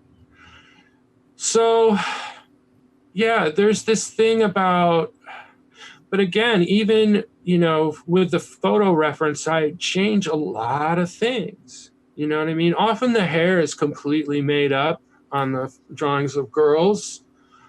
Often the outfits are completely made up. The tattoos for sure. Right. But there's this thing, like, and it's another thing too that I don't know how it happened, but there is a personality that comes through in their eyes that I can't draw. I don't know how that happens. Like the personality that comes through in the drawings I've done of women from 20 years ago, there's a difference. Like technically it looks pretty much exactly the same in its application, but just looking at it, there's way more of an emotional response to the stuff that I've done lately. And I think that's just this thing of doing the same thing over and over and over and over. And it's almost like this thing outside of yourself starts to refine the work. Oh, that's sick. Like, I don't know how it's different. Because even, let's say in the tracing of the face, I'm still doing it kind of the same way, but there's something that I've gotten that I didn't have 20 years ago. And I can't explain it, but it does show in the work. It's like connection to the process, and then through that, it's almost especially, I mean, that's the thing with portraits, like why the fucking Mona Lisa? It's not a great painting. It's not its best at all. It's really kind of underwhelming when you see it in person. It's kind of small. There's usually a huge fucking crowd around it, and you're just like, we're in the fucking Louvre. This one's the sick one? Are you kidding me? Like, what about all those ones in the hallway that are way better? Or right behind you. You're like, look at that. But there is something about those eyes. When you see it, you're looking at a person. You're connected. It feels like almost like a photograph where it's this person. And that's the power of photography sometimes too. Even black and white photography, which I just love because sometimes I think it gets to the soul of a person. There's some I really love about that, especially like subject matter. Like a guy I follow on Instagram goes by Suitcase Joe. He photographs people in Skid Row in Los Angeles, all black and white. I think it's all digital, but they're fantastic. And they're so gut-wrenching. And he often will put a whole caption of their story and how long they've lived on Skid Row and what they've done. And, it's really, really heavy. But there's something in there as an artist and someone who draws people that interests me because their personalities are so obvious. It's like all the heartache that they've gone through in their lives. You can see it in their fucking eyes, man. And that's something that it touches me, even like, when you'd be in San Francisco rolling around skating or biking, you'd see some sketchy homeless people sometimes, and you get their eye just in passing and you just be like, yeah, this poor fool has been through some shit. A lot of those old crackheads, you could definitely feel that. Yeah. Why they're so like, I've broken up a few fights in the Tenderloin between crackheads, and it's turned into like hugs. Awesome. just because like they're so wound up, nobody's listening to them. They're so sad.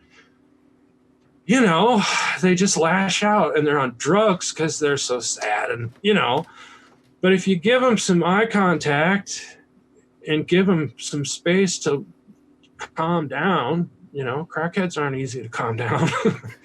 But, those have been powerful moments, and I can just see like, just two crackheads about ready to fist fight, and you're just looking at them and you can just already see the pain in their eyes. Like they don't want to do it, but it's just like the world around them is rough and somebody did something to somebody. And I'm just this big goofy white guy, big enough, to step in the middle and be like, you guys better fucking quit it or I'll lay you both out. Stop right now. Now, what's the problem? Is it, what's the problem? And then they're like, oh, well, actually, I'm off my medication and the fucking guy at the corner store wouldn't sell me a cigarette and this guy owes me $2 and he doesn't have it and I was going to fight him and he doesn't have it. And, it's, and I'm like, calm down, like, relax. Let's talk for a second, Yeah. There's some of those guys I see when I go back to visit San Francisco.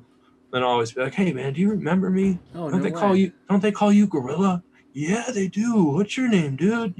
How do you know me? I broke up a fight, Yeah, there's a few people like that, And it's funny because often they don't remember, Yeah.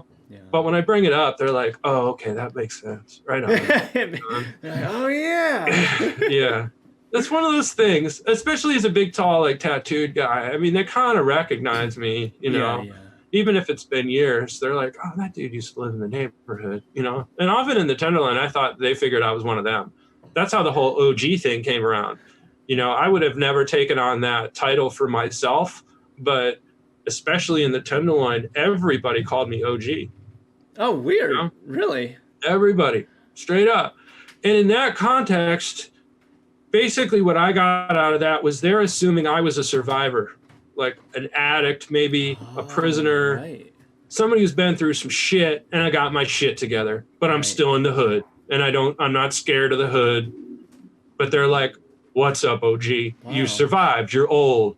That's the thing with the OGs, it's like even in gang circles, it was the survivors. Right. What my Mexican homies would call the veteranos, the veterans, the old guys. Veteranos are the real OGs. Like they did their time on the streets and probably killed people and survived and probably got shot and all that shit. But now they're older. They got their cool lowrider. They got their nice little house and their chill wife, and they don't want any fucking problems. They just want to live their life. But the young people see them and recognize their tattoos and their affiliations and are like, oh shit, that's an OG right there. He survived it. Yeah. And I think that's the thing within the gang culture, like survivors are rare. Right. I would think so. You don't see that many old gangsters. Like even my friend Triggs was on the level, I think for the most part, wasn't mixed up in so much gang shit and had a lady and a kid and was doing good, but still got shot down in his 40s. You know what I mean? And it didn't surprise any of us that knew him. It's just that life. And that's the thing. Like I have friends that got killed because they killed a kid's dad, and the kid had just been waiting for his chance and caught up with my homie in his 40s or 50s. And they just always had it out for him. Killed his dad, you're not going to let that shit go. Right. And you might have your life together. You might be doing great things, even in the community, and you just get shot down. Again, karma, Sometimes that, that's why I've really tried to avoid those kinds of tense, like violent situations, because that shit follows you.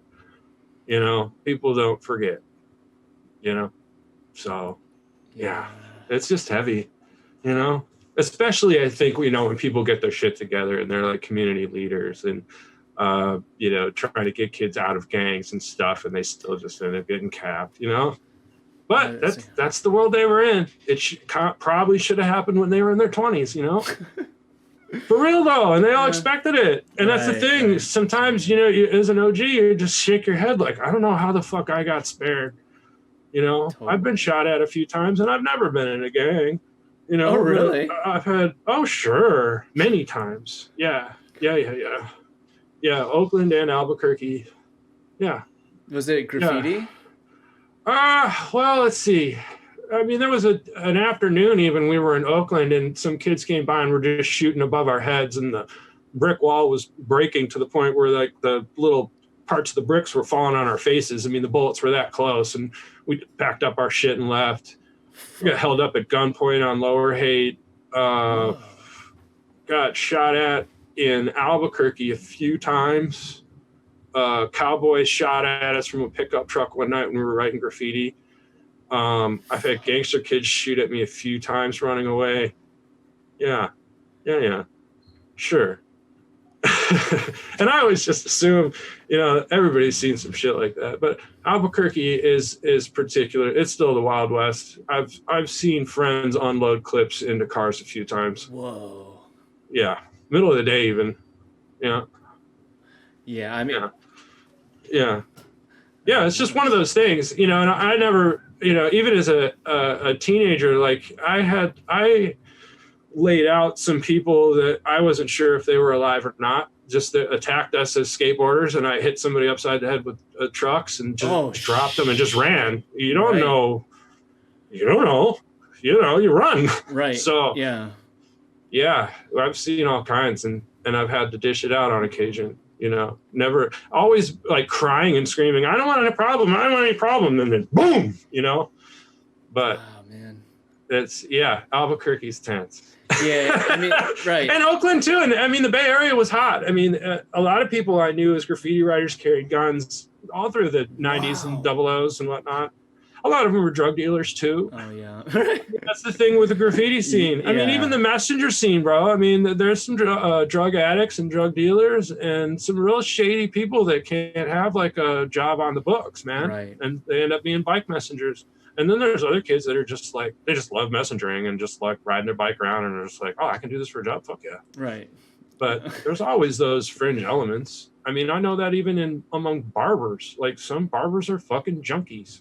And it's just, you wouldn't think, but it's like, yeah, they're cool. They just go out back between haircuts and get a little whoop whoop and get back to work. Wow. Tattooers is the same. Yeah. That's fringe shit. Fringe. You know what I mean? Yeah, exactly. But it's just, it's around, and those fringe characters kind of can get into some shit sometimes. Did you ever see Breaking Bad, the TV thing? Parts of it, and we never finished the whole thing. Couldn't watch it. Yeah, it was too real to my experience in New Mexico. Way too real. They nailed it. Oh, It's about tweakers in Albuquerque, like making. Oh, it was meth. Albuquerque, yeah. It was, and they did it really, really, really well, to the point where I was like, "Fuck this show." You're like, I live this. This shit isn't entertaining at all. Right. Yeah, like getting jumped by like tweaked out, bald gangster homies in tracksuits is not fucking cool. No. It's not entertaining. As someone who lived through it, I don't find it entertaining at all. But whatever. It made me who I am, and I'm glad for the experiences that I've had. I feel like as an American, it's given me a good perspective on what's possible in this country and what's this country's kind of really about, Like a full kind of a total perspective or Yeah, I've been able to, the only place I haven't spent a lot of time is the South, but I've spent lots of time seeing the Northwest, Upper Midwest. I've lived in New York City, been all over the East, all over the West Coast, lived in different cities, Southwest I got handled. So yeah, it's just interesting. Again, in like how I filter through politics and whatnot is based on my experience, right? And I've been all over and I've met all different kinds of people, and I'm not prejudiced towards anyone based on their looks. You know what I mean? You just, in my experience, you can't do that. It's stupid. There's countries full of really interesting people, I think, that sometimes just get written off, and it's just like, no, just talk, Like even the whole beef between liberals and conservatives, like really you put two people together, inevitably, usually they find some common ground, unless they're just straight up assholes that don't know how to conversate or don't care to. Well, fuck those people. Well, and that's how that conversation would be constructed. Like if I agree the same. I think everybody is a good person. It's just how you start that interaction. Right. I also, there's this part of me too, when I meet a new person, I understand that idea of the ancestral karma. And it's just like, well, this person's personality might be rooted in trauma and difficulties in their lives. And, like, shit, I'm not going to make any judgment calls. Yeah. Even when people are nasty, just like it could just be a day-to-day thing. Well, I know for a fact, like if I always ask for decaf coffee, but if somebody slips me regular caffeine, oh, I turn into a goddamn asshole, like a super fucking monster. Really short with people, and I get sweaty, and I just get really like agitated. Yeah. And I remember that when I see other people that seem that agitated and are kind of causing a scene somewhere, I have some compassion for them. I'm just like, oh, they probably just got too much caffeine. And they're really not tripping on that little simple thing, the caffeine, you know? Yeah. And it's really setting them off. And they're going to say something stupid. There's going to be a Karen moment. I wonder how many Karen moments are totally fueled by like sugar and caffeine. You know? Disproportionate amount. I would think so. Yeah. It makes everybody kind of lose it. Yeah. You know what I mean? Okay. I do love the whole phenomenon, though, of the Karens. I love watching those fucking videos. I'm so glad that people have their phones ready to record people when they start acting out and talking shit. I mean, that's really what the whole thing with the George Floyd and all this stuff is about, is like, we got the cameras, we got our phones, we're ready to pull them any minute, you know, and it's got people tense, you know? It's pretty wild. But again, we're catching people doing shit that, you know, anybody that's been around is known forever. Right. You know what I mean? It's the same. It's Now like, we're just able to package it. Even as like a graffiti writer, there was times when I, as the eldest white gentleman in the group, was the front man to deal with the police.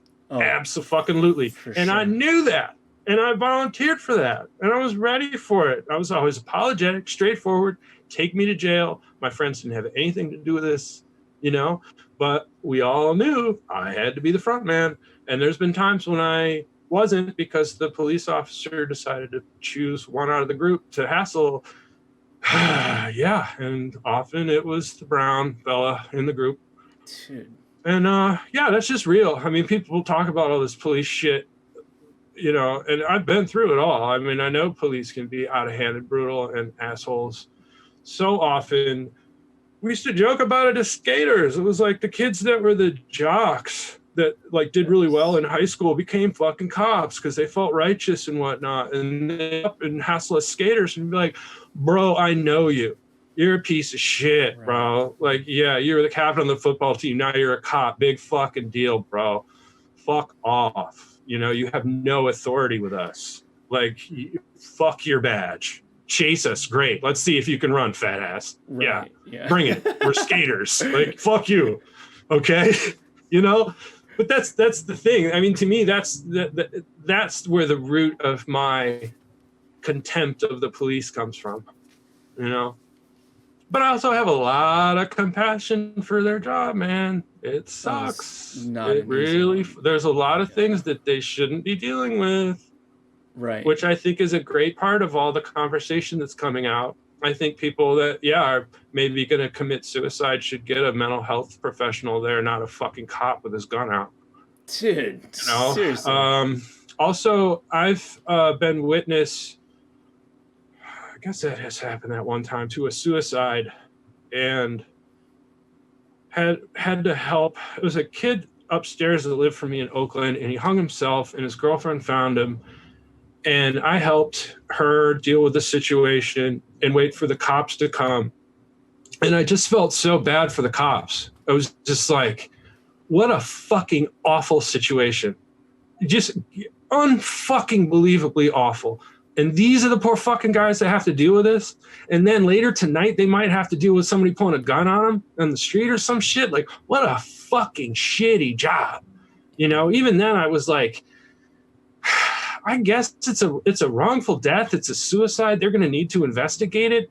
But I think it would have been better to have some healthcare professionals there first to help out my neighbor, the girl that was left to deal with it, to cut him down and shit. Like, it was fucked up. But again, in that experience, even though it was so terrible and kind of haunting, I learned so much in that experience. And part of it was the cops. It was just being like, man, what a bummer fucking job. God damn it. No wonder you'd be in a bad mood going out of here. Like, people are just like to me, it was even in that case, I feel like the kid that hung himself couldn't have been more disrespectful or rude to the one person he loved the most, which was his girlfriend, you know? And just, you know, to me, to be the cop and just to be like, man, human beings can be so fucking mean. So fucking mean. It's just like your last act is like a diss, you know? Yeah. And just like a disgusting display, you know? It's just so fucked. And I just was like, how the fuck do they deal with that shit? Because they have to go to all the awful shit, the worst of the worst of the worst. They gotta go. They gotta write the fucking report. They gotta think about it. Yeah. They've gotta relay it in legal speak, just in case there's malpractice or something, or it was foul play. Oh, awful, awful, awful job. Yeah, I have a few friends that are police officers. It's a fucking mess. But at the same time, I'm like, they have always conceded to me that they've run into shitty cops and they don't know what to do about it per se, because they, you know, they speak up, they lose their job, they get ostracized, sometimes targeted. Right. It's a big fucking mess, you know, and it's just so stupid. I think one thing I love is how Black Lives Matter was this reaction to racial profiling in the police, right? Mm-hmm. Statistically more Black folks getting jacked up by the fucking cops and all that, you know? And I think it was interesting, maybe not the best phrase to use because, you know, so many people then now are like, all lives matter. And that becomes this big fucking mess, you know, even though, well, yeah, all lives matter, bro, but that's not the point of the Black Lives thing. Like, you're not getting it, you know?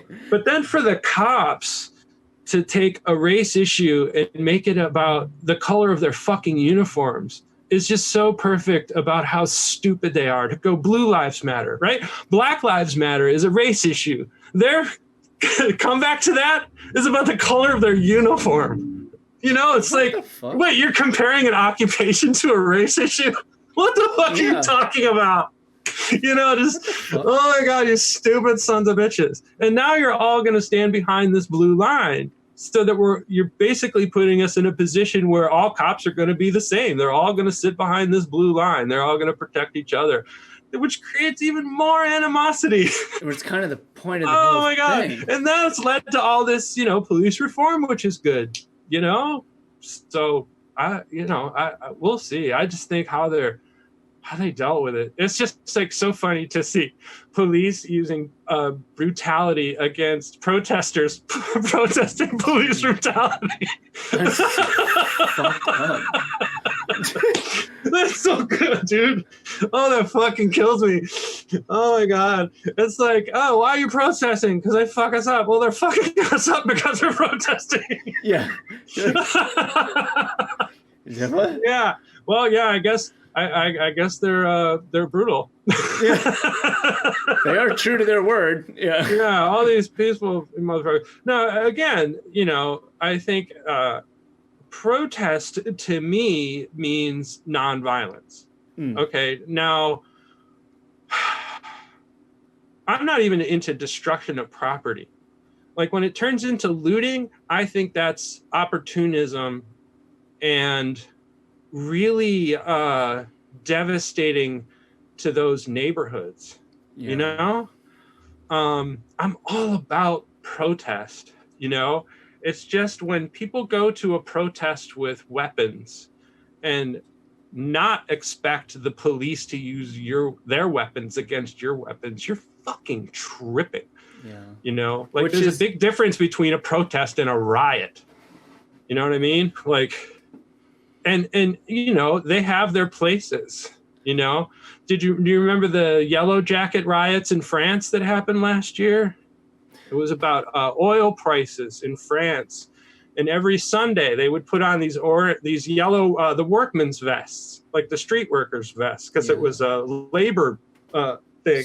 And they would riot every Sunday, very orderly, but fucking throwing bricks like and battling with police. Yeah. And it went on every weekend for a while. I don't know if it got much mainstream press in America, but it was just so fucking great. It's like the French have this like tradition of like, oh yeah, we're going to go out on Sunday and we're going to fuck shit up because we're pissed. And if they don't fucking listen, we're going to bring it to them, you know?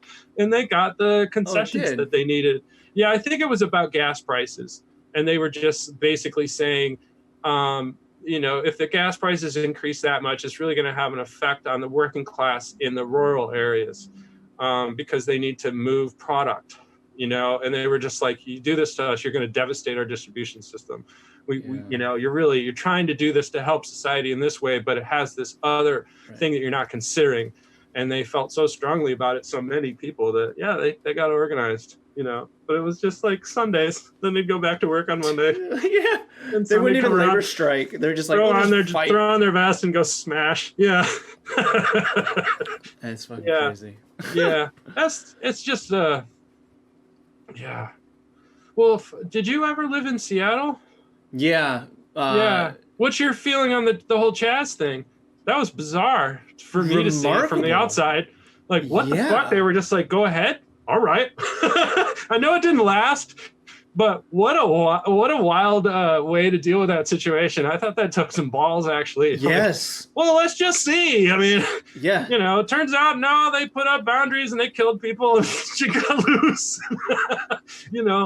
But it was radical. It was so fascinating. I mean, I know Capitol Hill. I just can't imagine it being like this autonomous zone. So crazy. Yeah. Like, the whole world was looking at that. Like, they're like, what? Wait a minute, America has 51 states now? What the fuck? And one of them's 3 blocks long. It's so, but God bless Seattle. Like, what a bizarre turn of events, Yeah. But, and I think ultimately kind of an interesting experiment, and I think the things that people will learn from that will last a long time. It's like, what did they do wrong? What did they do right? Right. Like, strategize. Yeah. That's the thing. I don't know. It was such a bizarre, that's why I've been asking anybody that's lived in Seattle, like, what the fuck do you think of that? Like, wow, but that's cool. I guess it could have happened. I mean, I guess it kind of could have happened anywhere, but it seems understandable that it happened in Seattle. Yeah. Just from my visits to Seattle, it seems like it's that kind of place where people will have opinions and will get up into it, I guess it's like more punk than I thought. I used to think of it as this kind of like I've always seen it that way. Well, it's where grunge came from. Yeah, but also Amazon, Microsoft, like this sure. Heavy. But I'm saying it has a subcultural meaning, and it did attract those kinds of people just as much as, say, San Francisco attracted a certain kind of junkie artist crowd in the 90s. Seattle did too. Yeah. And they came with their own ideas about politics and, what the 9 to 5 and all that, Yeah. Seattle was always kind of a kindred spirit in that way. Sure. Yeah. It's just a trip. Yeah, I never would have thought somebody would allow that, Just the cops be like, oh, fuck it. Dude, that was or the mayor was just like, no, stand down. Let's just. Yeah. They're like, maybe they've got the answers. Let's just see how this plays out. And that's fine. I thought that was kind of cool. It was like, I felt bad for the businesses in Capitol Hill. Like, wait a minute, what? All of a sudden, the city's not involved, and well, what the fuck? Like, what if the electric goes out? What if the water stops running? What if anything? Like, who's running the show? Do I have to pay my utility bill? Right. Like, what the fuck? Like, how's this work? Yeah, so bizarre. Huh? Yeah. Well, during a pandemic too, so it's not like business was not as usual. Sure. Depending though. I mean, there's so many businesses that were deemed essential right from the start, like all the shipping businesses, all the construction, all that kind of stuff just kept on trucking, man. Yeah, bike shops too. Sure, right? So it really depends. I think that's been a real reckoning for American workers too, to see, like, say how essential, let's say, their job is, or how essential it is for them to have an office. Yeah. All that is really up in the air now. I feel like it was one of those, the pandemic in general is one of those things where people are just kind of trying to respond in the moment and try to do the right thing. And it's just, it like showed us what's possible in a new way. that I don't think we can go back from now. You know, it's all I think a lot of people are sure. just going to continue to stay home and work from home, you know, and some students are going to continue to work from home and not go to school. You know, that's been a big topic of conversation among my friends with children, you know, like how to school them. Now there's going to be these options, part-time, full-time, virtual, all at home. Wow. Exactly. And how that's affecting the kids. Right. You know, like the level of education you get. Well, sure. I mean, even just like the kids that I'm around, they're bummed. They don't get to see their friends every day. Yeah, that sucks. And they kind of think the teaching through the computer is bullshit. Right. Like even the 12-year-olds are finding ways to like keep their picture up on screen while they go to the kitchen and fuck off or play video games and stuff. You know what I mean? Like the kids are figuring out all that shit, you know? Sure. It's just like, oh, fuck. That's the thing. I mean, think of this, like these kids, this generation, like that how are they going to graduate if they're in 6th grade now, 6 years from now? Like, this is going to be weird. Even for my friends that graduated high school just this year, they all did drive-through ceremonies. With their family in the car and their outfit on and just reach out the window and grab their diploma. With like tongs. They're like, thank you. Yeah, dude. It's so weird. So weird. Oh my God. That's the thing. It's been so fascinating to see how this has affected, you know, kind of society in these different little ways. You know, even how there was like a meat shortage because of the distribution thing and how since the restaurants closed, like all of a sudden the demand had to completely shift, you know, and it's, oh my God, so many people have just lost their fortunes and other people have don't have jobs. Absolutely. Other people are doing well. I had a friend that opened a restaurant and it's just a counter and it's in kind of a big open area. And it turns out that's exactly what it needs to be. So they're killing it. They're killing it. They're coming out they came open, during it all, and they're doing great because so many of the businesses around them were dine-in only. Right. And they just weren't at that place yet to do that, you know? Thank God. Yeah. So they're doing great. I mean, that's the thing. Some things are doing well, you know? And again, even some of us, like myself, this has actually been pretty great for my mental health. I like the way that society is calmed down and quieted down, and there's not so much traffic, people are cooking at home more, and it's just, you know, the isolation I think is a problem. You know, even when I was going on my neighborhood walks during the stay at home, I mean, I might pass a single person in a 2-hour walk, which was just like, damn.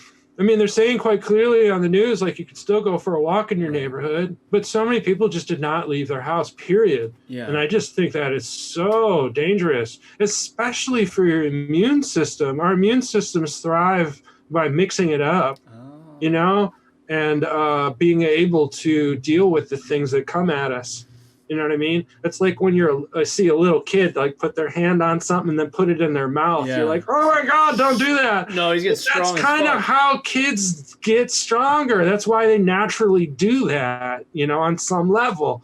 So as soon as this, like the pandemic popped off, I was like, I need to spend more time outside in the open air so that I'm flushing my lungs with fresh air. Yeah, with exercise too. If that's the thing. And early on, there were little videos of people who caught COVID and went through their experience and said quite plainly that if you remain reticent and lie down, it'll fucking get you. I mean, that's exactly how it gets worse, is by being reticent and just chilling. It's a lung infection. You've got to get that shit moving, get it out, huck it up. You got to burn it, you know? So that's the unfortunate part of seeing how politicians and whatnot are dealing with it. They're telling us masks and social distance, but they're not telling us anything about how to be healthy, how to we need to get exercise. We need to eat right, you know, they're not playing that up at all. But how much do they need to hold everybody's hand? You know, like, Well, if they're holding our hand enough to tell us that we got to wear masks and we have to stay 6 feet from each other. And that's it. So I mean, what's why is it such a hard step to say, hey man, maybe consider taking some vitamins. Maybe consider getting 30 minutes of cardio. That's what the doctors will tell you how to fight it. You know what I mean? Like, actually staying at home is worse. Yeah, don't get sedentary and just fucking. That's the bummer. I mean, I even went through that with a friend's daughter. She was quarantined for like 2 weeks. I don't think she had COVID, but she had a nasty cold and they were just unsure. That poor fucking kid didn't leave her bedroom for 2 weeks. Whoa. Like, fuck that. Like, what kind of exercise can she get? I mean, hey, that's a tough call, man. That's a bummer. Poor kid. I mean, she got through it. It's all good, but that's your meditation retreat. That's your fucking thing. It's like, how do you take this bullshit and turn it into something less bullshit? Well, and you're right. So many people, that is what led them to thinking about meditation in a new way and trying to embody it and learn about it because of the difficulty of these situations. That's why I posted a guided meditation on IGTV and on my podcast, simply because people need that lesson and they have ideas about it, and are suspect of, guru type people. But hey, Mike Giant, he knows how to meditate. He told me how to do it. It's all good. Yeah. I'll listen to that dude. Or just you know what I mean? sharing info. Yeah. And that's all. Yeah. But again, I think it's how you react to the situation. Do you face it head on? Do you use it as a learning experience? Or do you hide in your bedroom for days on end and have everything delivered? Everybody deals with it a little differently, Yes. So because everybody's coming at it from a different place. Sure. Which is just, exactly, that's just life, right? Exactly. And frankly, the number of cases in America doesn't surprise me at all. I mean, we're not a very healthy society, when I lived in Amsterdam, a great TV show that was about fat Americans. It would they'd have a camera in a car in a Walmart parking lot in Texas, and they'd see some fat person walking towards the front door of the Walmart, right? And they would do this stat thing on screen, like this person weighs this many kilograms, they're this big around, they're this tall, this is what they eat. Doritos, Mountain Dew, this is his caloric intake every day. Aren't Americans incredible? Look how big they can get. Wow, Texas size. And they have the laugh-in tracks and stuff on the shows. Weird. People are just think it's so funny. Like, oh my God, look at that lady. She weighs 500 pounds. Isn't that amazing? Americans are crazy. Yeah. It's a whole show. The rest of the world, that's the thing though. The rest of the world sees us as just really unhealthy, just slobs. You know what I mean? And to see that it jumped off like it did, to me, it shows how many people really are unhealthy on some level. Not to say that you have to be unhealthy to get it at all. Right. You know what I mean? True. It's just more how your body reacts to it, how you're able to fight it. The other thing I see is that the death isn't going up as fast as the infection rate. So as you have more infections, it actually dilutes the percentage of people who have died from it. See what I mean? So yeah, interesting. That's the thing with statistical information. You got to really kind of look at it from a kind of few different angles and see actually what they're.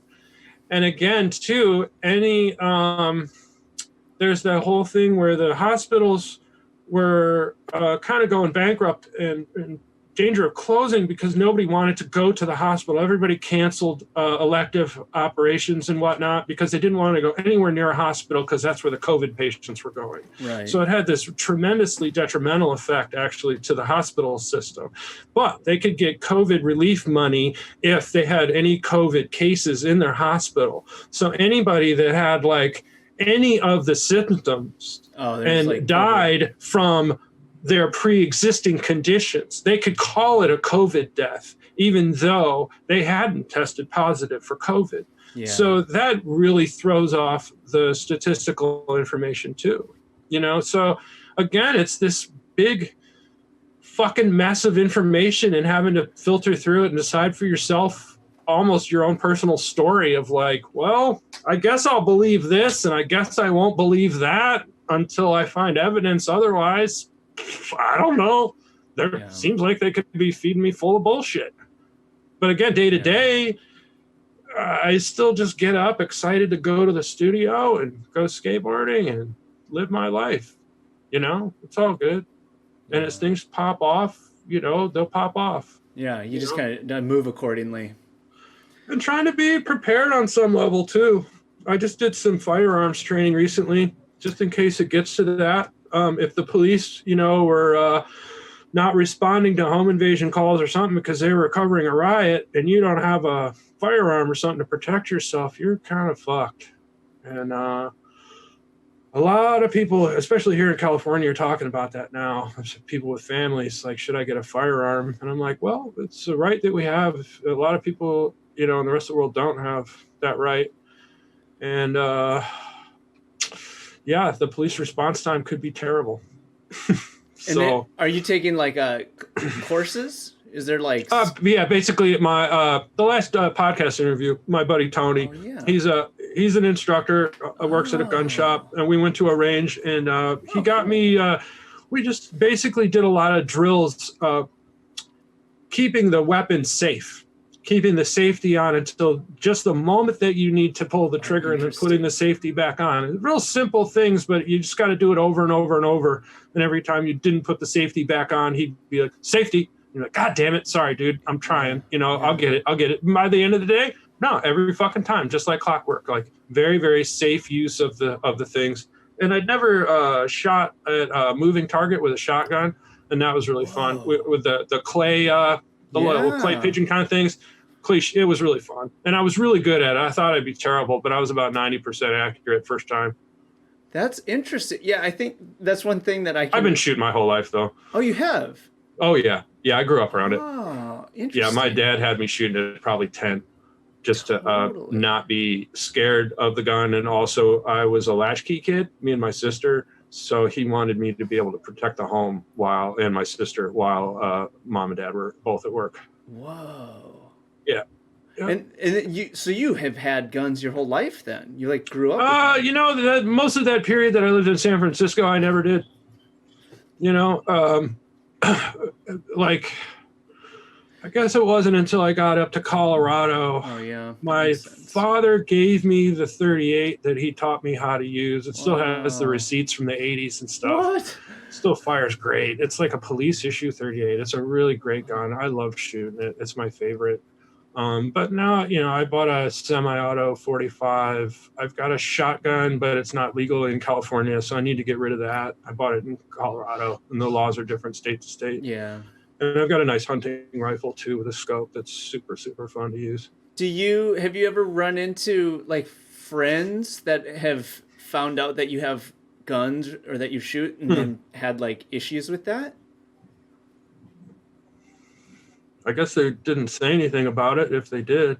Because some people get real set off about guns. Oh, you know, actually, no. My friend Avery, she fucking hates guns. It's probably a bit of a thorn in her foot in her relationship with me, you know? Interesting. But I don't know. I mean, it's a funny thing. I posted something about shooting recently, and I saw her husband gave me a like on Instagram. So maybe their family's starting to think a little differently. I mean, her husband's from Germany. I don't know if they're allowed to have guns in their home. That's what I'm finding. Like my buddy that works at the gun shop near San Jose, he's been selling tons of guns to Chinese people. Tons and tons of Chinese immigrants coming for those tech jobs with their families. Oh. And they're like, oh, I can have a gun? I can protect my family in this way? Oh, hell yeah. Especially now. And especially with some anti-Chinese sentiment with the virus and stuff. They feel a bit targeted, maybe not so loved by the police or the neighborhood. So they're like, fuck, maybe I need to do this, you know? But they're, you know, Tony always tells them if you're going to spend $500 on a gun, you need to spend $4,500 on instruction. Oh yeah, that should be the first thing you have to pay for to be able to get. No, that's the thing. Among firearms professionals, that's their attitude. It's all about training. And frankly, from what I understand among firearms professionals, that's their criticism of the police too, is that they don't train enough. Oh, sure. Yeah. They should be training at least once a week under really intense situations. You know, I hear Joe Rogan all the time saying that they should be at least like a purple belt in jiu-jitsu, just so they know how to properly handle and subdue someone and not fucking just put your fucking knee on a guy's neck for 10 minutes. You know what I mean? Like, yeah. I mean, I've had friends, it's a, you know, like the whole, they're trying to like ban chokeholds and stuff now. And I hate to say it, I kind of don't agree. I think a chokehold can be a great way to subdue somebody. You just have to know, like anybody that does jujitsu, they choke each other out every fucking day, you know, and you just know there's a certain point where they go limp and you let them go and they come back and everything's fine. But if you hold on, you're going to kill them. Right. You know, it's like in the movies when somebody's getting choked to death, they hold them for like 30 seconds and then they're dead. Or then they'll let them go. That's just when they went out. Yeah, exactly. You got to hold on for another maybe 4 or 5, bro. And it's going to get wild in a minute here when his body starts to freak out, you know. But that's the thing, you know. I think that, again, if they were just trained better. And again, I think they have too many fucking jobs. You know what I mean? I think cops really should just be responding to crime in action, that kind of thing, you know, but like having to deal with like domestic disputes and stuff, they might not be the best people. You know what I mean? Like there's a lot of shit, like the kid that killed himself and the cops had to come deal with that. Like, I was like fuck, bro, you have to give people speeding tickets too? Like, what a fucked up job, man. I mean, it seems like it should be split up into lots of different jobs. Yeah, that's interesting. That's where I'm at. And that's like the reforms that I like to see. Like now, I don't know if they've started to do that, but it seems like if you call 911, and they should be able to get you to, they should almost be the conduit to then another agency or it's a switcherboard range of it. Exactly. What's your problem? I'm going to send the right person for the job. That would be fantastic. Like homeless outreach. You really need to send a fucking cop with a shotgun out? Yeah, right. It's like maybe not. Maybe that's going to continue to create animosity between the two groups. Maybe there needs to be somebody different. Even with say like I have an old girlfriend that's a psychedelic researcher, and she does like she can administer psychedelics in psychological like therapy sessions and stuff. It's really great stuff. But she also, if at festivals and rave kind of places, she sets up the safe zone where if you're having a hard time, you can go to these people and they have experience with all the psychedelic and whatnot substances that the raver kids are doing and know how to deal with it, right? But what an amazing service. Yeah, that's fantastic. But to me, again, like you got a kid in front of a 7-Eleven that's having a psychotic episode, probably because he's on drugs. You're going to send a cop that's never done drugs to have compassion for this poor kid's situation, you know? Yeah, it's just versus someone like my ex-girl that would know and be like, hey, what are you on, sweetie? You all right? Like, okay. Can I give you some of this? This will calm down the effect of the substance that you're having a hard time with. Would you like that? Okay. You want to go talk somewhere? What else is going on? What led you to do this and take so much? You know, whereas a cop's just going to be like, get on the fucking ground. Right. We're going to fucking jail. You're Turn a it to fucking 100. asshole. Yeah. And, you know, it's like, yeah, you know, there's like a intelligent way to deal with situations and an unintelligent way, right? You know, so I'm always hoping that people go for the intelligent way. You hope so. Doesn't often work that way. Trump certainly doesn't work that way. Hey, I feel like I should let you go. I feel like it's all good, man. It's all good. Enough of your valuable, precious time. Super fun, bro. Dude, so nice to see you, even on this little square on my computer. I know. I know. You want bigger? There you go. Oh, that's nice. That's rad. It's rad to see your feed. I love that you're cycling so much, and it's such a part of your lifestyle. I think that's such a great, again, like being the example of health to the people around us. And I think that, you know, getting out in nature and having fun and rolling, you know, it's, man, that's so good for people. I mean, so many, feels like I heard that the bike shops were all sold out here in San Diego during the pandemic. They were having a really hard time getting new bikes in. And I was like, fuck yeah. Like, again, like it's a terrible situation, but yo, people are buying bikes like crazy. Fuck yeah. That's rad. I haven't really seen them out. Maybe they're, you know, doing stationary at home, or I don't know, bro. Yeah, what the fuck? I just, you know, it's one of those unexpected things. Like, oh yeah, dude, duh. People are waking up to the fact that bikes are dope. And it's exercise and it's utilitarian. Yeah, and for people like you and I, it's like, oh, these dumbasses. Like, yeah, bro, bikes are dope. Yeah, you're like, come on, let's go. Get your helmet. Yeah, dude. Spin it around. It's so fun, man.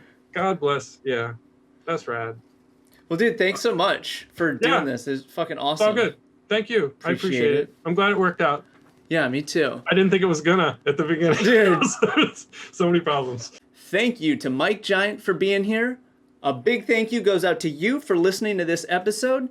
We appreciate you. If you are on iTunes, Stitcher, Bitcher, Witcher, or Nitcher, give this little show a positive rating because it will look good on your future karmic experiences. And if there's anything you need as far as gear, the Everything's Been Done Gear Shop has got you covered. Much love and respect. We will see you next week with another wonderful guest. Oh, jeez.